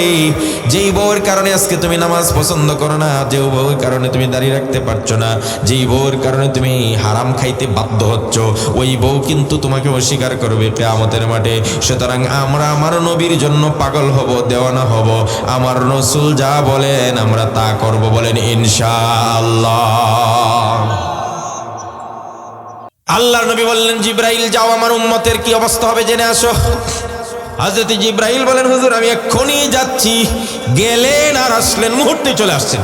সুবহানাল্লাহ কয় না? আরে জিব্রাইল গেলেন আর আসলেন এত তাড়াতাড়ি। জিব্রাইল বলেন, হুজুর আমার আসার গতি কি জানেন? একটু উদাহরণ দেই বলি। কি উদাহরণ? ইউসুফ আলাইহিসসালাতু ওয়াসসালামের ভাইয়েরা শত্রুতা করে ইউসুফ আলাইহিসসালামের একটা মরা কুয়াত ফেলে দিছিল না? কুয়ার মধ্যে কিন্তু পানি ছিল না, নিচে পাথর টাথর ছিল।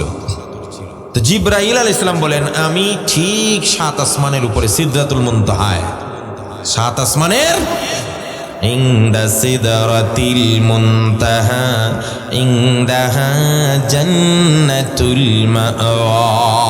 সিদরাতুল মুনতাহায় বসা আল্লাহ বললেন, ও জিব্রাইল, আমার ভবিষ্যতে যিনি নবী হবেন ইউসুফ নবী, ছোট্ট সেই শিশুকে তার ভাইয়েরা কুয়ার উপর থেকে, এটা ধরেন কুয়া, এতটুকু কুয়া, উপর থেকে ছেড়ে দিছে, অলরেডি ছেড়ে দিছে।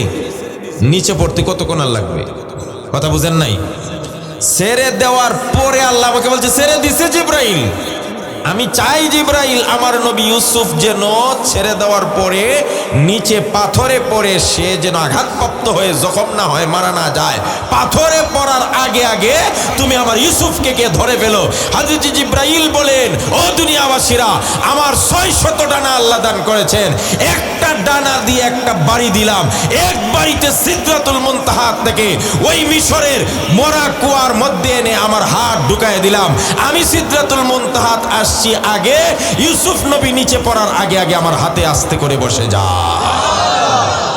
বুঝেননি জিব্রাইলের পাওয়ার? যে জিব্রাইলের এত পাওয়ার, সেই আল্লাহর কত পাওয়ার। সব শক্তি কার? বেটাগিরি কেউ আল্লাহর সঙ্গে দেখাবেন না, কেউ জুলুম করবেন না, কেউ ক্ষমতার দাপট দেখাবেন না, কেউ পয়সার বাহাদুরি দেখাবেন না। ক্ষমতা তোমাদের কেউ নাই। খুলিকাল ইনসানু দাঈফা, মানুষকে আল্লাহ দুর্বল বানায় বানাইছে। সব শক্তি একজনের, তিনি কে? আন্নাল কুওয়াতা লিল্লাহি জামিআ, সব শক্তি আল্লাহর। আজকের থেকে এই কথা বলে দেয়, আল্লাহর সঙ্গে বাহাদুরি করবা না, মানুষের উপর জুলুম করবা না। যারা জুলুম করে, জালিম যত বড়ই হোক, তার পতন তত তাড়াতাড়ি হবে। একটা কথা আমি সব সময় বলতাম, আজও বলি, ভবিষ্যতেও বলবো, যেই আসুক তার বিরুদ্ধেই যাক, তাই কথাটা বলতেই হবে। রাত যত গভীর হয়, দিন আর সকাল তত তাড়াতাড়ি হয় না? কথা বলেন, সূর্য তত তাড়াতাড়ি উঠবে, রাত গভীর হইতেছে না? জুলুম যত বাড়বে, পতন তত তাড়াতাড়ি হবে। এই জন্য শক্তি আল্লাহর সঙ্গে দেখাবেন না, দুর্বল মানুষের উপর হাত উঠাবেন না, অন্যায়ভাবে মামলা দিয়ে হয়রানি করবেন না, কারো সম্পত্তি জোর জবরদস্তি করে দখল করবেন না। আপনারা যারা নিরীহ আছেন, যদি কেউ দেখেন আপনার জমিন অর্ধ হাত দখল করে নিয়েছে, সীমানা, তার সঙ্গে পারতেছেন না, মামলা দিয়ে, টাকা দিয়ে, বিচার দিয়ে, শক্তি দিয়ে আল্লাহর কাছে রাত্রে বিছানায় শেষ রজনীতে তাহাজ্জুদের উপরে আল্লাহর কাছে একটা বিচার দিয়ে দিবেন, আল্লাহ তোমার কাছে বিচার দিলাম। খোদার কসম, রাসূল বলছেন, ইত্তাকু দাওয়াতাল মাজলুম ফাইন্নাহু লাইসা বাইনাহা ওয়া বাইনাল্লাহি হিজাব। সাবধান, মাজলুমের বদদুয়া থেকে বাঁচো।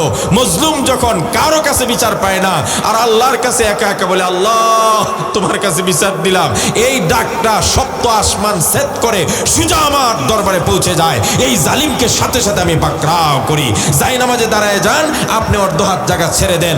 আল্লাহ রাসূল বলছেন, দুনিয়াতে যদি কেউ অর্ধ হাত জায়গা জোর জবরদস্তি করে খায়, কিয়ামতের মাঠে তার মাথার উপর 7 তবক জমিন ঢেলে দেওয়া হবে। ওই দিন বুঝবে মানুষের জমিন দখল করা কতটা কষ্টের আর কতটা শাস্তির। এই জন্য বার্গেনিং করবেন না, আল্লাহর কাছে ছেড়ে দিবেন, যা খা, একদিন জবাব কথা বলেন, দিতে হবে কিনা? সেই জিব্রাইল বলেন, হুজুর আমি যাচ্ছি আর আসছি, মুহূর্তের ভিতরে চলে আসলেন। জিব্রাইল কি খবর নিয়ে আসলে? আমার উম্মতের সঙ্গে আল্লাহ কি ব্যবহার করে? আল্লাহ রাব্বুল আলামিন জিব্রাইলের মাধ্যমে মুহাম্মদ সাল্লাল্লাহু আলাইহি ওয়াসাল্লামকে জানিয়ে দিলেন। আল্লাহ পাক বললেন, ওয়া মা কানাল্লাহু লিয়ুআযিবাহুম ওয়া আনতা ফীহিম ওয়া মা কানাল্লাহু মুআযিবাহুম ওয়া হুম ইস্তাগফিরুন। ইয়া রাসূলুল্লাহ, আপনার উম্মতের ফয়সালা দুইটা, যতদিন আপনি দুনিয়াতে থাকবেন ততদিন উম্মতকে একসাথে ধ্বংস করবেন না, এটা আল্লাহর ওয়াদা। কারণ আমার হাবিব, আমার বন্ধু, আমার দোস্ত দুনিয়াতে থাকবে আর আমার হাবিবকে রেখে উম্মতকে ধ্বংস করবো, এটা হতে পারে না। জিব্রাইল, এটা তো বুঝলাম, আমি যতদিন আছি আল্লাহ আমাদের উম্মতকে ধ্বংস করবে না, কিন্তু আজকে যদি আমি চলে যাই তখন মনে হয় উম্মতকে ধ্বংস করে দিবে নাকি? জিব্রাইল বলেন, না হুজুর, আমার আল্লাহ বলেছেন নবী যখন চলে যাবে তখনও উম্মত ধ্বংস হবে না, একসাথে ধ্বংস হবে না, যদি আরেকটা আমল জারি রাখতে পারে। এই আমলটা হলো ওয়াহুম ইয়াস্তাগফিরুন। উম্মতের মধ্যে যদি একদল মানুষ ইস্তেগফারের আমল করে, আস্তাগফিরুল্লাহ আস্তাগফিরুল্লাহ আস্তাগফিরুল্লাহ আস্তাগফিরুল্লাহ ওয়া আতুবু ইলাইহি আস্তাগফিরুল্লাহাল্লাযী লা ইলাহা ইল্লা হুয়াল হাইয়ুল কাইয়্যুম ওয়া আতুবু ইলাইহি লা হাওলা ওয়া লা কুওয়াতা ইল্লা বিল্লাহ। যদি উম্মত ইস্তেগফারের আমল করতে পারে তবে ওই উম্মতকে আমার আল্লাহ একসাথে ধ্বংস করবে না। তো আমি বললাম, মৃত্যুর হাত থেকে কেউ পালাইতে পারবে না, আর মরার পরে সব শেষ না, আমল আছে, হিসাব আছে না নেই? এই আয়াতেই বলছেন, সুম্মা তুরাদ্দুনা ইলা আলিমিল গায়বি ওয়াস শাহাদা। এরপরে কিন্তু এক আল্লাহর কাছে যাবেন যিনি বাহিরেরটাও দেখেন ভিতরেরটাও। আর ইমি আলিমুম বিযাতিস সুদূর, মানুষের অন্তরে কি কল্পনা করেন সেটাও কে জানেন? আল্লাহ দেখেন না? দেখেন না? শোনেন তো, আল্লাহ কেমন শোনা শুনে না কেমন দেখা দেখেন। শুধু এটুকু বলি, আমার কথা ইতি টানবো। বর্তমান পৃথিবীর সবচাইতে বড় মহাসাগর, সমুদ্রের নাম হলো আটলান্টিক মহাসাগর। এটা হলো দীর্ঘতম মহাসাগর, বড় বেশি। কিন্তু বিজ্ঞানীরা বলে সবচেয়ে গভীর মহাসাগরটার নাম হলো প্রশান্ত মহাসাগর। কারেক্ট। তাহলে প্রশান্ত মহাসাগরটা হলো সবচেয়ে গভীর। কোন কোন জায়গায় এমনও আছে প্রায় 8 কিলো নিচে গেছে। সুবহানাল্লাহ বলতে ইচ্ছা করে না? কত গভীর! তো ওই পানির নিচে, এত গভীর পানির নিচে, সবচাইতে নিচে, পানির নিচে আমাদেরকে আজকে বিভিন্ন ওই যে টিভির ইয়ার মধ্যে দেখায়, এগুলার কি বলে, ডিসকভারিতে দেখায় যে পানির নিচে পাথর পাওয়া যায়। কি পাওয়া যায়? পাথরের নিচে আবার শেওলা জমে। শেওলা আপনাদের এলাকায় কি বলে? বিজ্ঞানের ভাষায় এটাকে শৈবাল বলে। শৈবাল, আমরা বলি শেওলা। তো শেওলার মধ্যে আবার ক্ষুদ্র ক্ষুদ্র ছোট ছোট পোকা আছে। বিজ্ঞানের ভাষায় এটাকে ছত্রাক বলে, আমরা বলি পোকা আর কি। তো চিন্তা করেন কয়টা অন্ধকার! প্রায় 8 কিলো পানির নিচে একটা গভীরতা, একটা অন্ধকার, নিচে পাথর আর একটা অন্ধকার, পাথরের মধ্যে আবার শেওলা, এটার মধ্যে আবার অন্ধকার। আবার যদি হয় রাত, অন্ধকার।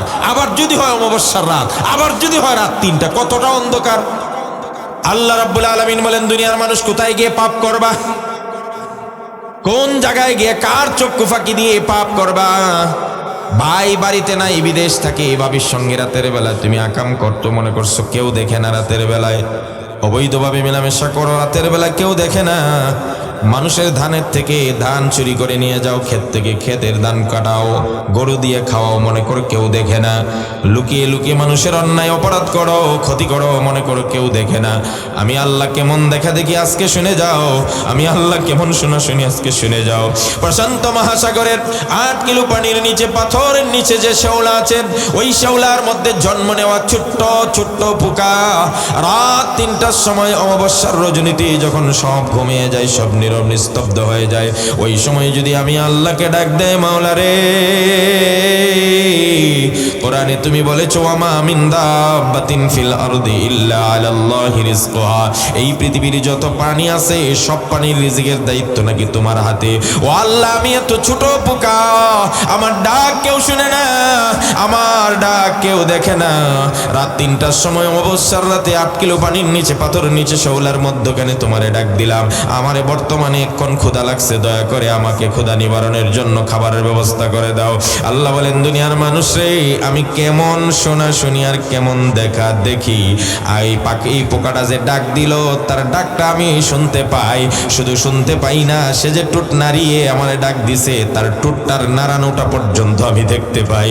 শুধু দেখি আর শুনি তাই নয়, ওই সময় সাথে সাথে ওই পোকাটার খাদ্যের ব্যবস্থা আমি আল্লাহ করে দেই।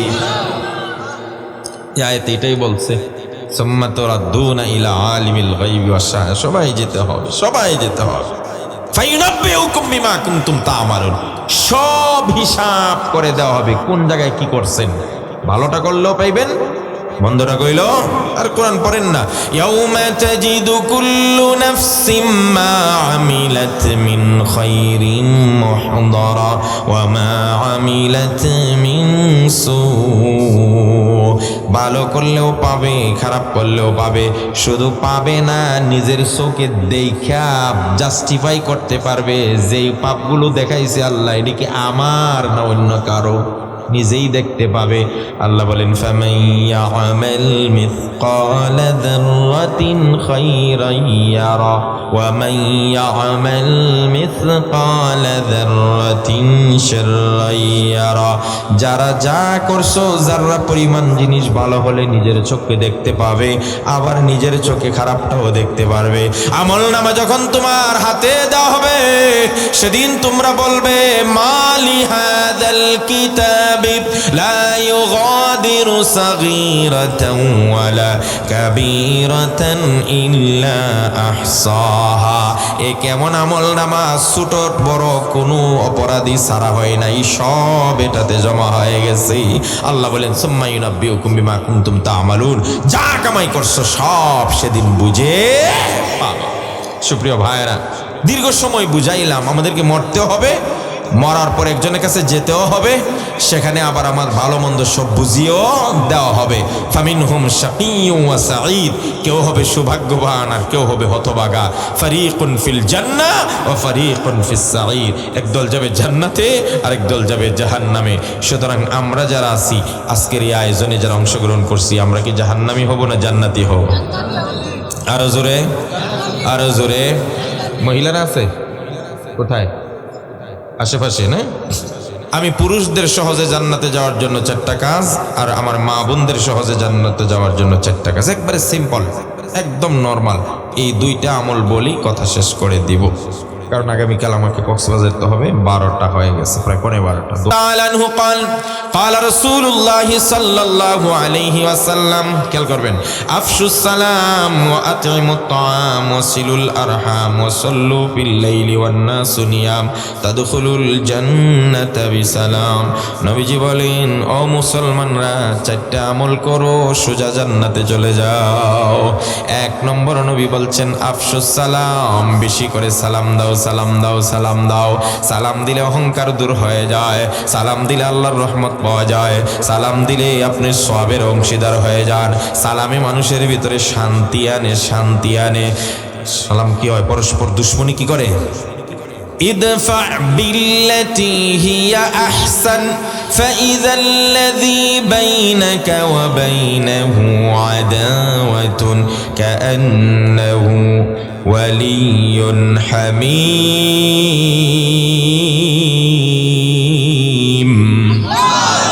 আল্লাহ বলেন, সালাম দাও, বন্ধুত্ব হয়ে যাবে, শত্রু থাকবে না। আপনার গোড়ো শত্রু, মানে গাঢ় শত্রু, এই লোকটারে যেখানে পাইবেন দৈনিক 20 বার সালাম দিবেন।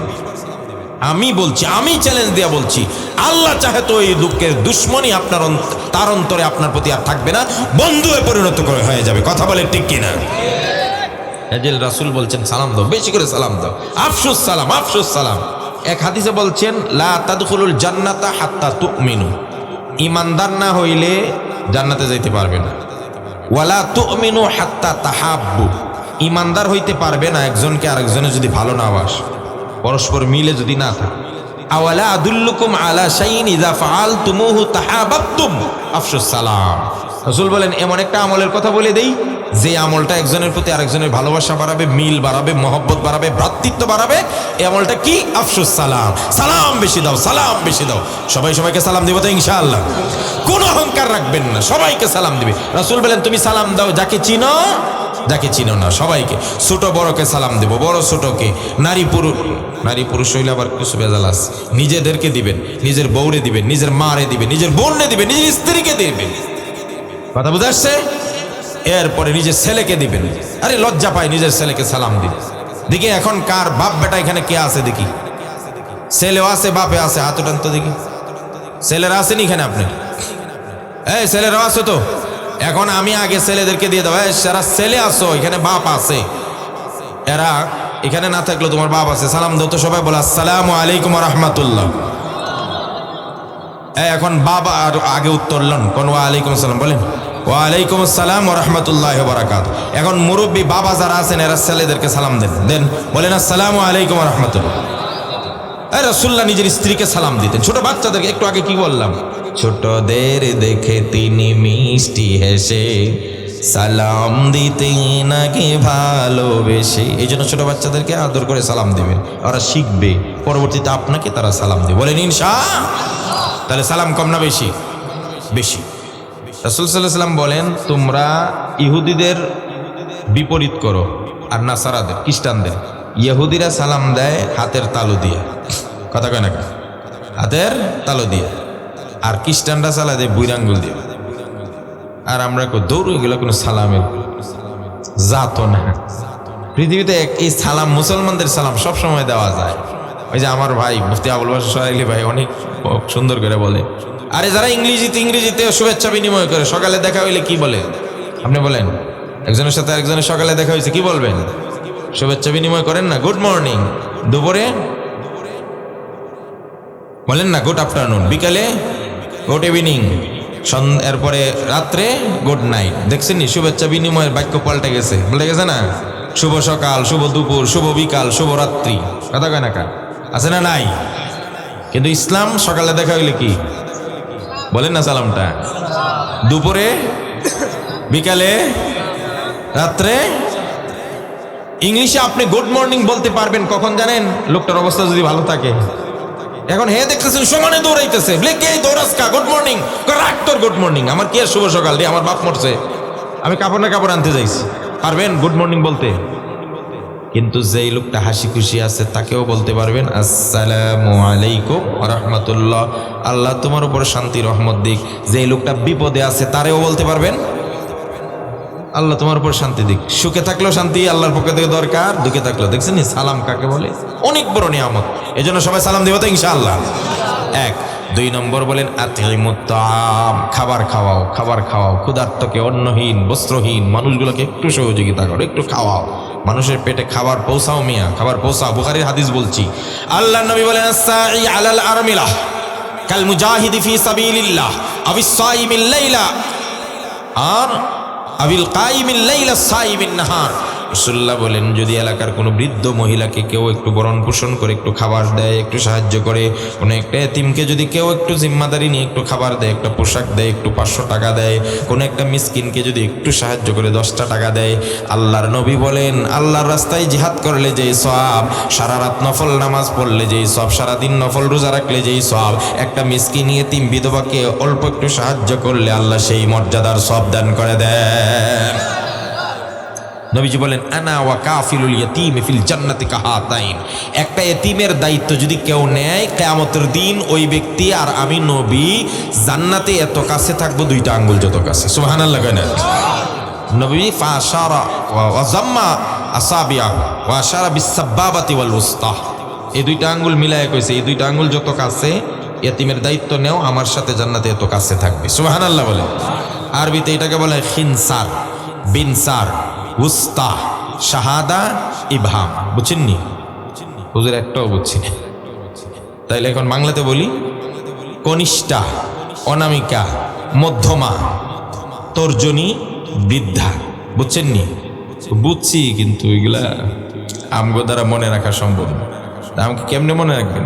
আমরা ছোটবেলায় মনে রাখতাম কানসুল কাউরি, এটাদের কি করে কানসুল কায় না, আর এটা হইল রূপ সুন্দরী, বুঝেননি? তাই বিয়া করছো কে কে জবাব, আংটি যদি পড়ায় থাকো কোথায় পড়াইছেন? এটা এটা না, এটা এদিকে ভুল করে আবার অন্যটিত পড়ায় না, তোকে ব্যাক কল দিচ্ছে, আঙ্গুল কোনটাত পড়াইবে এটাই বুঝে না। তো এটা হলো রূপ সুন্দরী, এটাতে সাধারণত মানুষ আংটি পড়ে। গেল কয়টা? কানসুল কাউরি, রূপ সুন্দরী, দাঁত মাজৌরি, কথা কয় না কা? এটাতে কি করে? আর এটা হলো পথ দেখাওরি, ওই দিকে যান, এটা পথ দেখায়, কথা কয় না? আর এটা হইল ঝগড়া লাগাওরি, এটা দেখাইলে মানে তোমার বারোটা কত বড় সাহস, আমার বুড়ো আঙ্গুল দেখাইছে, কথা ঠিক আছে কিনা? তাইলে রাসূল বলেন এই দুইটা আঙ্গুল যত কাছে একটা এতিমের দায়িত্ব নাও, এই দাঁত মাজৌরি আর পথ দেখাওরি দুইটা যত কাছে, এত কাছে তুমি আমার সঙ্গে জান্নাতে থাকবে। সুবহানাল্লাহ। আল্লাহর নবী বলেন, কোন এতিম ছেলেকে কেউ যদি রাস্তায় পেয়ে শুধুমাত্র তার মাথায় হাত বুলিয়ে দেয়, বাবা কেমন আছো, কোনো সমস্যা হইলে আমাকে জানাই, এতটুকু কথা বলছে, আর কিচ্ছু না, কিছু দেয়ও নাই, শুধু বলছে মাথায় হাত বুলিয়ে, চিন্তা করো না, কোনো সমস্যা হইলে তোমার বাবা নাই তো কি হয়েছে, আমরা জানাইও, তুমি ভালো থাকো। এই যে হাতটা বুলিয়ে দিলেন, নবীজি বলেন এই হাতের নিচে যতগুলো পশম পড়বে সমান সব আল্লাহ আপনার আমল নামায় দিয়া দিবে। তাহলে 2 নম্বর কাজ হলো খানা খাওয়াবেন, বলেন ইনশাআল্লাহ। আমার শফিকের জন্য আমার কলিজা ভরে দোয়া রইল, সে আজকে এখন কি খানা আছে নাকি? আছে, আলহামদুলিল্লাহ, বলেন আলহামদুলিল্লাহ। এক মুসলমান আর এক মুসলমানের উপর 6টা হক, দাওয়াত দিলে দাওয়াত কবুল করা, আপনারা কবুল করছেন তো ইনশাআল্লাহ? সুশৃঙ্খল ভাবে, মুসলমান অশৃঙ্খল নয়, কাতার বন্দী হয়ে বসবেন, সুশৃঙ্খল ভাবে দেওয়া হবে। আমরা হুড়াহুড়ি করার জাতি না, আমরা পাইলেও খুশি, না পাইলেও খুশি, আমরা ডাবল নেওয়ার চেষ্টা করি না, আমরা কারো হক নষ্ট করি না, আমরা আরেক ভাইকে প্রাধান্য দেওয়ার পাত্র, কথা বলেন না? আরে জুহাদের ময়দানে কাহিনী শোনেন নাই? সাহাবী ছটফট করতেছেন পানির জন্যে, দৌড়ায় একজনে নিয়ে একটু পানি তার কাছে দিছে, যেই মাত্র পানিটা পান করবে শুনে পাশে আরেকজন বলতেছে আমার জান গেল গেল গেল গেল, ওই লোকটা পানিটা তার কাছে দিয়া দিছে, ওই লোকটা পানি পান করবে দেখে আরেকজনে ছটফট করতেছে, সে আরেকজনকে দিয়া দিল, সে আরেকজনের কাছে দিল, এইভাবে একজনে আরেকজনের দিয়ে দেয়। যেই লোকটা প্রথমে পানি নিয়ে দিছিল ওই লোকটা আবার ফিরে আবার যখন আরেকটা লোকের কাছে আসে, এসে দেখে চলে গেছেন, শহীদ হয়ে গেছেন, একে একে সবজন শহীদ হয়ে গেছে, তারপরও আরেক ভাইকে দেওয়া দিতে গিয়া নিজে খায় নাই। আমরা সেই জাতি, আমি না খেয়ে আমার ভাইকে খাওয়ানোর জাতি, বলেন ইনশাআল্লাহ।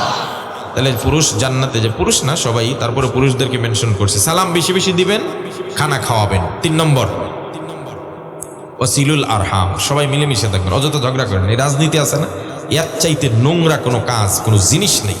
রাজনীতিটারে পচাইয়া, দুর্গন্ধ, শুধু পচা না, ওটা দুর্গন্ধ হয়ে গেছে। বিশ্বাস করেন না, আপনার আপন ভাই যদি মনে করে যে এর কারণে আমি আগামীতে এমপি হতে পারছি না, তাহলে যে কোনোভাবে টাকা দিয়া পয়সা দিয়া মানুষ লাগাইয়া আপনারে খুন করতে বিন্দু পরিমাণ মিয়া দ্বিধা করবে না, আবার মরার পরে হেই বেশি কানবে। কি আমি মিথ্যা বললাম? মিথ্যা বললাম? সুতরাং এই পচা দুর্গন্ধময় রাজনীতির জন্য ভাই ভাই কোনোদিন যুদ্ধ করব, এলাকাতে কোনোদিন আমরা ফিতনা সৃষ্টি করব না, সবাই আমরা ভাই ভাই কথা বলে, ঠিক কিনা? যার মনে চায় যেটা করুক, এটা নিয়ে আমরা ঝগড়াও করবো না কোনোদিন, বলেন ইনশাআল্লাহ। এই যুবকরাও আদা করো, কোনোদিন ঝগড়া করবে? কার জন্য তুমি মরতেছো মিয়া? এই মরার কি তোমার জান্নাতে নিয়ে যাবে? যদি জান দিতে হয় দিব কার জন্যে? জীবন দিতে হয় রাসূলুল্লাহর জন্য দেব, ইসলামের জন্য দেন, মৃত্যুর সাথে সাথে আপনি জান্নাতি হয়ে যাবেন, কথা বলে ঠিক কিনা? এই জন্য ঝগড়া বন্ধ। রাসূলুল্লাহ বলেন যারা ঝগড়া ছেড়ে দেয়, ন্যায়ের উপর থাকার পরও ঝগড়া করে না, আছে না? ন্যায়ের উপর আমি, তারপরও ও আমার সাথে ঝগড়া করতে চায়, পায়ে পড়ে, আমি বলছি যাও ঠিক আছে, তোমার লাগে ঝগড়া করলাম না। এই যে ত্যাগটা করলেন, ঝগড়া বাদ দিয়া দিলেন, রাসূল বলেন আনা যাঈমুন বিবাইতিন ফি রাবাদিল জান্নাহ লিমান তারাকাল মিরা ওয়া ইন কানা মুহিক্কান। যেই ব্যক্তি ন্যায়ের উপর থাকার পরেও ঝগড়া বাদ দিয়া দিছে আল্লাহর রাস্তে, কইছে আমি ঝগড়া করুম না, আল্লাহ রাসূল বলেন এই ত্যাগটা করার কারণে তার জন্য আমি জান্নাতে বাউন্ডারির ভিতরে একটা সুন্দর ঘর বানায় দেব। এজন্য আমরা ঝগড়া করব। মুসলমানদের রাসূল বলেন সিলমান কাতাক, যে তোমার সঙ্গে সম্পর্ক নষ্ট করে তার সঙ্গে সম্পর্ক জোড়াও। ওয়াফু আম্মান যালামাক আও আসাক, আর যে তোমার উপর অত্যাচার করছে হে মাফ করে দাও। ওয়াতি মান হারামাক, যে তোমাকে আগে না করছে, দেয় নাই, বঞ্চিত করছে, হে দাও। দেখবেন কিছু মানুষ আছে, আপনি গিয়া বলছেন দাদা ভাই তোমার কোরালটা দেও না, আমার একটু লাকড়ি কম। না, কোরাল দেওয়া যাইত না। আপনার জলটা দেন না, না দেওয়া যাবে না। কিছুদিন পরে এমন অবস্থা হয়েছে হ্যাঁ কিচ্ছু না, এখন আপনার সব আছে। এখন কিন্তু সে আছে, দাদা ভাই ঠিকই গেছি 500 টাকা দেও না। আল্লাহ রসুল বলেন আগে হ্যাঁ তোমারে দিছে না তো কি হয়েছে, তুমি তার মতো হইও না, তারে দিয়ে দাও। যে তোমাকে বঞ্চিত করেছে তাকে তুমি দাও, বরকত দিবেন কে? আর জোরে করে কে? এই জন্য আমরা মিলেমিশে থাকবো, ঝগড়া করব না, ফিতনা করবেন না, এলাকাতে মারামারি কাটাকাটি মামলা হামলা করবেন না। আর মুরব্বীদেরকে বলবো কোথায় যদি কোনো দরবার হয় ঝগড়া হয় লেন্তি করবেন না, লম্বা করবেন না, মুকুট পর্যন্ত পৌঁছাইবেন না, যেমনে পারেন হাতে পায়ে ধরে সেটা মীমাংসা করে দিবেন, লাগায় রাখবেন না, বাজায় রাখবেন না। কিছু মানুষের স্বভাব আছে দুই পক্ষেই লাগায় রাখে, মাঝখান থেকে মাইজের মরা মজা মারে, আছে না নাই? এরা কিন্তু খবর আছে, এই যুবকরা এরারে পাইলে এরারে অ্যাভয়েড করবে, তোর সঙ্গে কথা নাই, তোরা ফিতনাবাজ। আল ফিতনা তো আসাদ্দু মিনাল কাতাল, ফিতনা হলো হত্যার চেয়ে জঘন্য, কারণ হত্যা করলে একজনই মরে, আর ফিতনা লাগলে কয়জন যে মরব ঠিক নাই। এই জন্য ফিতনা করা যাবে, ঝগড়া করা যাবে না। আমার সার কথাগুলো এখন বলছি কিন্তু। তাইলে 1 নম্বর সালাম কম না বেশি? আর গরিব অসহায়দেরকে আমরা কি করব? সাহায্য করব, খানা খাওয়াবো। 3 নম্বর সবাই মিলেমিশে থাকবো। 4 নম্বর আর একটা কাজ রয়েছে, ওয়াসাল্লু বিল্লাইলি ওয়ান নাস নিয়াম।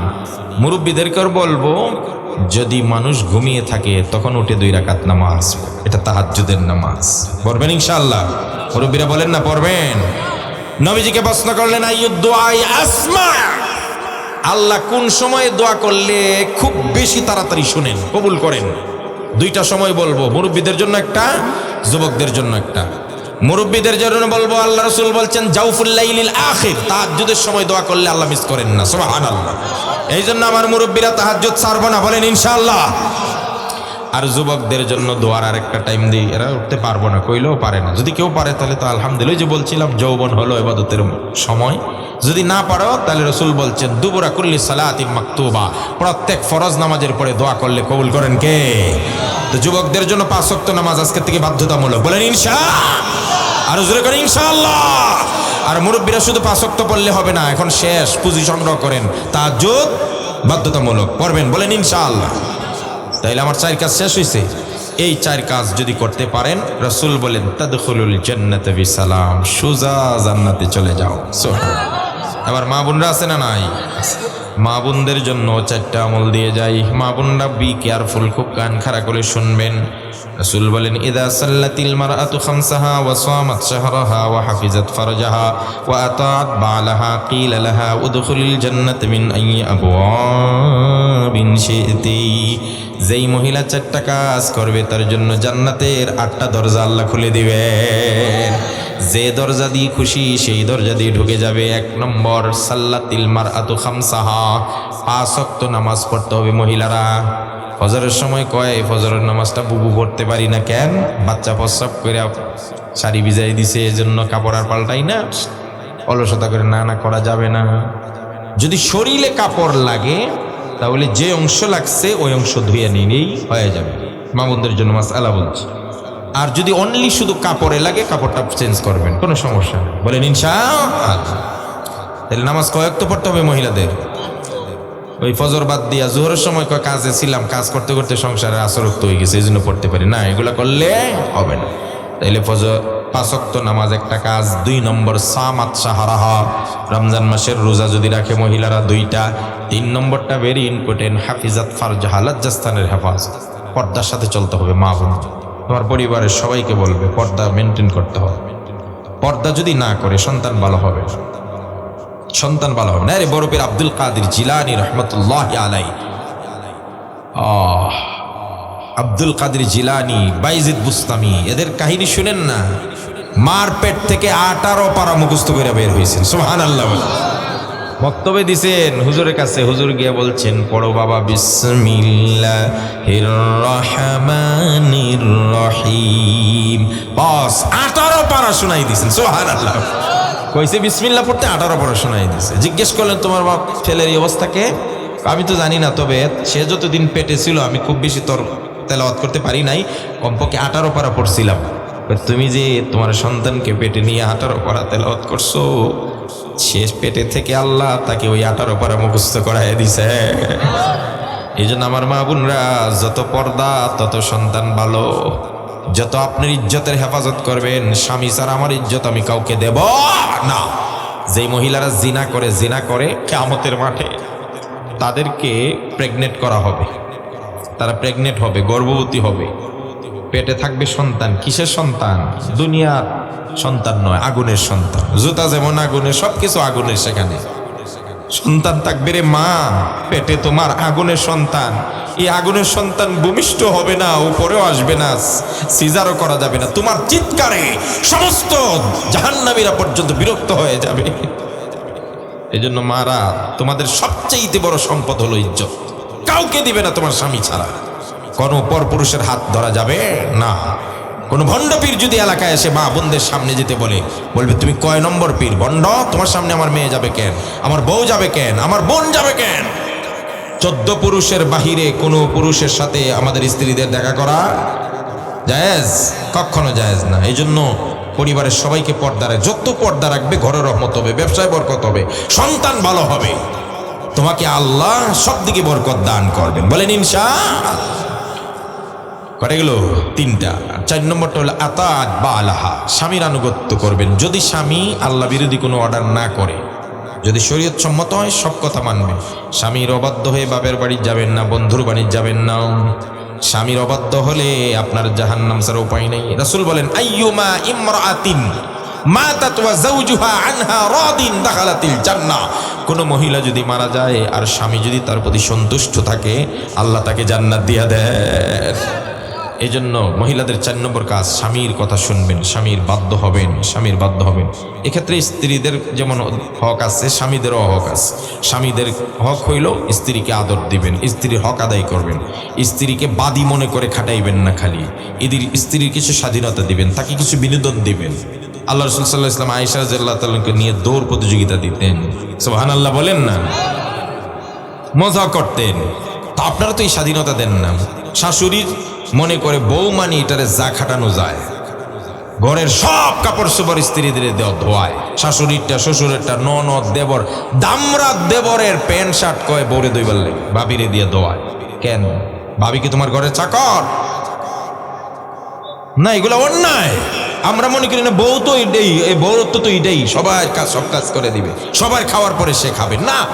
আপনি কোরআন পড়েন, কোরআনে কি বলছে? ওয়ামিন আয়াতিহি আন খালাকা লাকুম মিন আনফুসিকুম আজওয়াজান লিতাসকুনু ইলাইহা ওয়া জাআলা বাইনাকুম মাওয়াদ্দাতাও ওয়া রাহমা। তোমাদের নিজেদের মধ্য থেকে তোমাদের সঙ্গিনী স্ত্রী বানাইছি আমি আল্লাহ, যাতে করে একজনকে আরেকজনের ভালোবাসা দিতে পারো, একজনের দ্বারা আরেকজনের শান্তি কামনা করা যায়। স্ত্রীকে সাজগুজের সুযোগ দিবেন, স্ত্রীকে ভালো জামা পরার সুযোগ দিবেন, একটু রেস্ট দিবেন। এই মেয়েটা সকালে উঠে রাত 12টার আগে তার ঘুম হয় না। সংসারের গ্লানি টানতে টানতে দেখা যায় 2-4 বছর বিয়ের পরেই একেবারে চেহারাটারা ভাঙ্গা এমন অবস্থা হয়, এখন স্বামী তার বউরে আর ভালো। রাস্তায় গিয়া যায়, ওই সিরাজগঞ্জ গিয়া দেখে ডিস্কো মহিলা, ও দূর কি বিয়া করলাম দেখ, আছে না নাই? তোমার ঘরের বউরে তো একদিন শাস্তি দেও না, একদিন তার একটা ভালো জামা পড়তে দাও না, একটু রেস্ট দেও না, একটু কাজে সহযোগিতা করো না। রাসূলুল্লাহ স্ত্রীদের কাজে সহযোগিতা করতেন। মেয়ে নবীজি এসে দেখতেন আয়েশা অনেকদিন খানা টানা থুইয়া ঘুমাই গেছে, ছোট মানুষ তো, বকরিয়ে সব খাবার খাইয়া সাবার করে দিচ্ছে, একটা কথাও বলেন নাই। নিজে আবার সব রেডি করে আয়েশারে ডাক দিছে, ওটাও খাও। সুবহানাল্লাহ বলতে ইচ্ছা করে না? আর আমরা যদি হইতাম চুলো দইরা, হেরে তো তালাক দিতামই, হের 14 গোষ্ঠীর তালাক দিত, আছে না নাই? এই জন্য স্ত্রীদের প্রতি একটু দয়া করেন। রাসূল কি বলছেন জানেন? বলছেন খিয়ারুকুম লিনিসাইম, তোমাদের মধ্যে সবচাইতে সে ভালো যে তার স্ত্রীর কাছে ভালো। সার্টিফিকেট নিয়ে আসেন। এখানে যদি প্রত্যেক ভাবিরারে, দাদিরারে, শাশিরের জিগায় কোন তো আপনার স্বামী কেমন, কেউ জানবেন আমার কোন 100 জনের মধ্যে 90 জনকে হুজুর হেরতির জ্বালায় আর ঠিকতে বলবে কি না? আপনি তো আপনার বউর কাছে ভালো হইতে, আমিও আপনাদের সাথেই। হ্যাঁ, তবে রাসূল বলছেন আমি আমার স্ত্রীদের কাছে ভালো। তো আমিও বলতে পারি আমি আমার স্ত্রীর কাছে। আমার অবসরে যদি কেউ জিজ্ঞেস করেন, যদি কেউ খারাপ বলে, তাহলে আমি সংশোধন হব ইনশাআল্লাহ। প্রত্যেকে কনফিডেন্স নেন, আমি আমার বউর কাছে ভালো হব, আদর্শ পুরুষ হব, আদর্শ স্বামী হব। কথা বলেন ঠিক আছে কিনা? এই পর্যন্ত স্ত্রীদের কথা বললাম, কিন্তু স্ত্রীরা আবার এটা শুই না একেবারে আকাশে উঠে যায় না যে এখন স্বামীর মা বাপ চোদ্দ গোষ্ঠীরে যা করা যায় নির্যাতন না। আপনি যদি আজকে আপনার স্বামীরে আপনার শ্বশুর শাশুড়িরে কষ্ট দেন, তাহলে আপনি যেদিন শাশুড়ি হবেন এদিন আপনি কষ্ট পাবেন। জাযাউস সাইয়্যাতি সাইয়্যাতুম বিমিসলিহা, যেমন করবেন তেমন পাবেন। এই জন্য স্বামীদের উচিত স্ত্রীকে ভালোবাসা দেওয়া, স্ত্রীদের উচিত শ্বশুর শাশুড়িকে মা বাবার মতো খেদমত করা, আবার শ্বশুর শাশুড়ির উচিত স্ত্রীর ভুলভ্রান্তিগুলো মাফ করা, মেয়েদের মতো তাকে শাসন করবেন, আদরও করবেন। এখানে আমাদের হয় কি জানেন, স্বামী স্ত্রীরা মনে করে শ্বশুর বা শাশুড়ি মানি পরবেডি এরা কিল্লে করে, আর শ্বশুর শাশুড়ি মনে করে স্ত্রী মানি পরে এটার যা খাটানো যায়। এই দুই দল ভুল করে, এই জন্য ঝগড়া আর সংসার অধিকাংশ ফ্যামিলিতে আজকে একেবারে আমি যদি চ্যালেঞ্জ করি 100-র মধ্যে 95টা ফ্যামিলিতে এই সমস্যা আছে না নেই। আর সবচেয়ে বেশি ক্ষতিগ্রস্ত বলেন, পেরেশানি বলেন, আর এটা সাফার করি আমরা স্বামীরা। মার কুল রাখবো না স্ত্রীর কুল রাখবো, এই মাইন ক্যাসিপাত কইরা কত মানুষের যে চুল কালো, চুল পাকা হয়ে গেছে, কত মানুষের স্টেডিয়াম যে খালি হয়ে যায় চুল পরে পরে, এই সিপাই পরে কারে রাখবো কারে আছে না। এই মারা আমার শাশুড়িরা বৌমারা আমাদের পুরুষদেরকে আর কষ্ট দিয়েন না। এমনি সারাদিন চাকরি বাকরি কষ্ট মষ্ট করে আইলায় ঘরে আয়া দেখো শ্বশুরির বিচার, আর দেখো বউর বিচার, আছে না নাই? এই যে একটা যন্ত্রণা শুরু হয়েছে। কে রে ভাই একটু সাথ দেন না আপনারা। শাশুড়ি বলে না ঠিক আছে আমার বৌমা আমারে কষ্ট দিছে, দিক ইউজেলে আল্লাহ আমারে মাফ করবো, গুনাহ মাফ করবো। আর বৌমা বলো না শাশুড়ি দিয়া দিছে, মুরব্বী মানুষ দিয়া লাগ, আমি সাথ দিয়া দিলাম, তুমি সাথ দাও, তোমার বৌমা তোমাকে সাথ দিবে। কথা বলে ঠিক কিনা? শাশুড়িকে বলবো তুমি পরের মেয়েটাকে একটু আদর করো, তোমার মেয়েটা যে আরেক জায়গায় বিয়া দিচ্ছ তারেও সে আদর করবে। আমরা নিজের মেয়ে যখন অপর জায়গাত কষ্ট করে তখন সহ্য হয় না, আর ওর আরেকজনের মেয়ে আমার ঘরে আসছে এইটারে যা কষ্ট দেওয়া যায়, হ্যাঁ আছে না নাই? নিজের স্বার্থটা সবাই বুঝে। এই ওয়াজ করলে আমার আরো 2 দিন দরকার, কথা কোন ঠিক কিনা? তাইলে মহিলাদের কাজ কয়টা? 4টা। 1 নম্বর 5 ওয়াক্ত নামাজ, 2 নম্বর রমজানের রোজা, 3 নম্বর পর্দার সাথে চলা, ইজ্জতের হেফাজত করা, 4 নম্বর স্বামীর আনুগত্য করা। আল্লাহ আমাদের মা বোনদের 4 কাজ, আর আপনাদের কয় কাজ? কোন কি? সালাম বেশি, 2 নম্বর খাবার খাওয়াবেন তো ইনশাআল্লাহ, 3 নম্বর ঝগড়া করবো না, মিলেমিশে থাকবো, 4 নম্বর নামাজ পড়বো, নামাজ মুরব্বীরা তাহাজ্জুদ আর যুবকরা 5 ওয়াক্ত। বলেন ইনশাআল্লাহ। আল্লাহ আমাদের সবাইকে তৌফিক দেন, বলেন আমিন। সবাই দেখি সুন্দর করে কাতার ধরেন তো, আর আমি দুরূদ শরীফ পড়ি। কাতার ধরেন, এক্ষুনি ধরেন।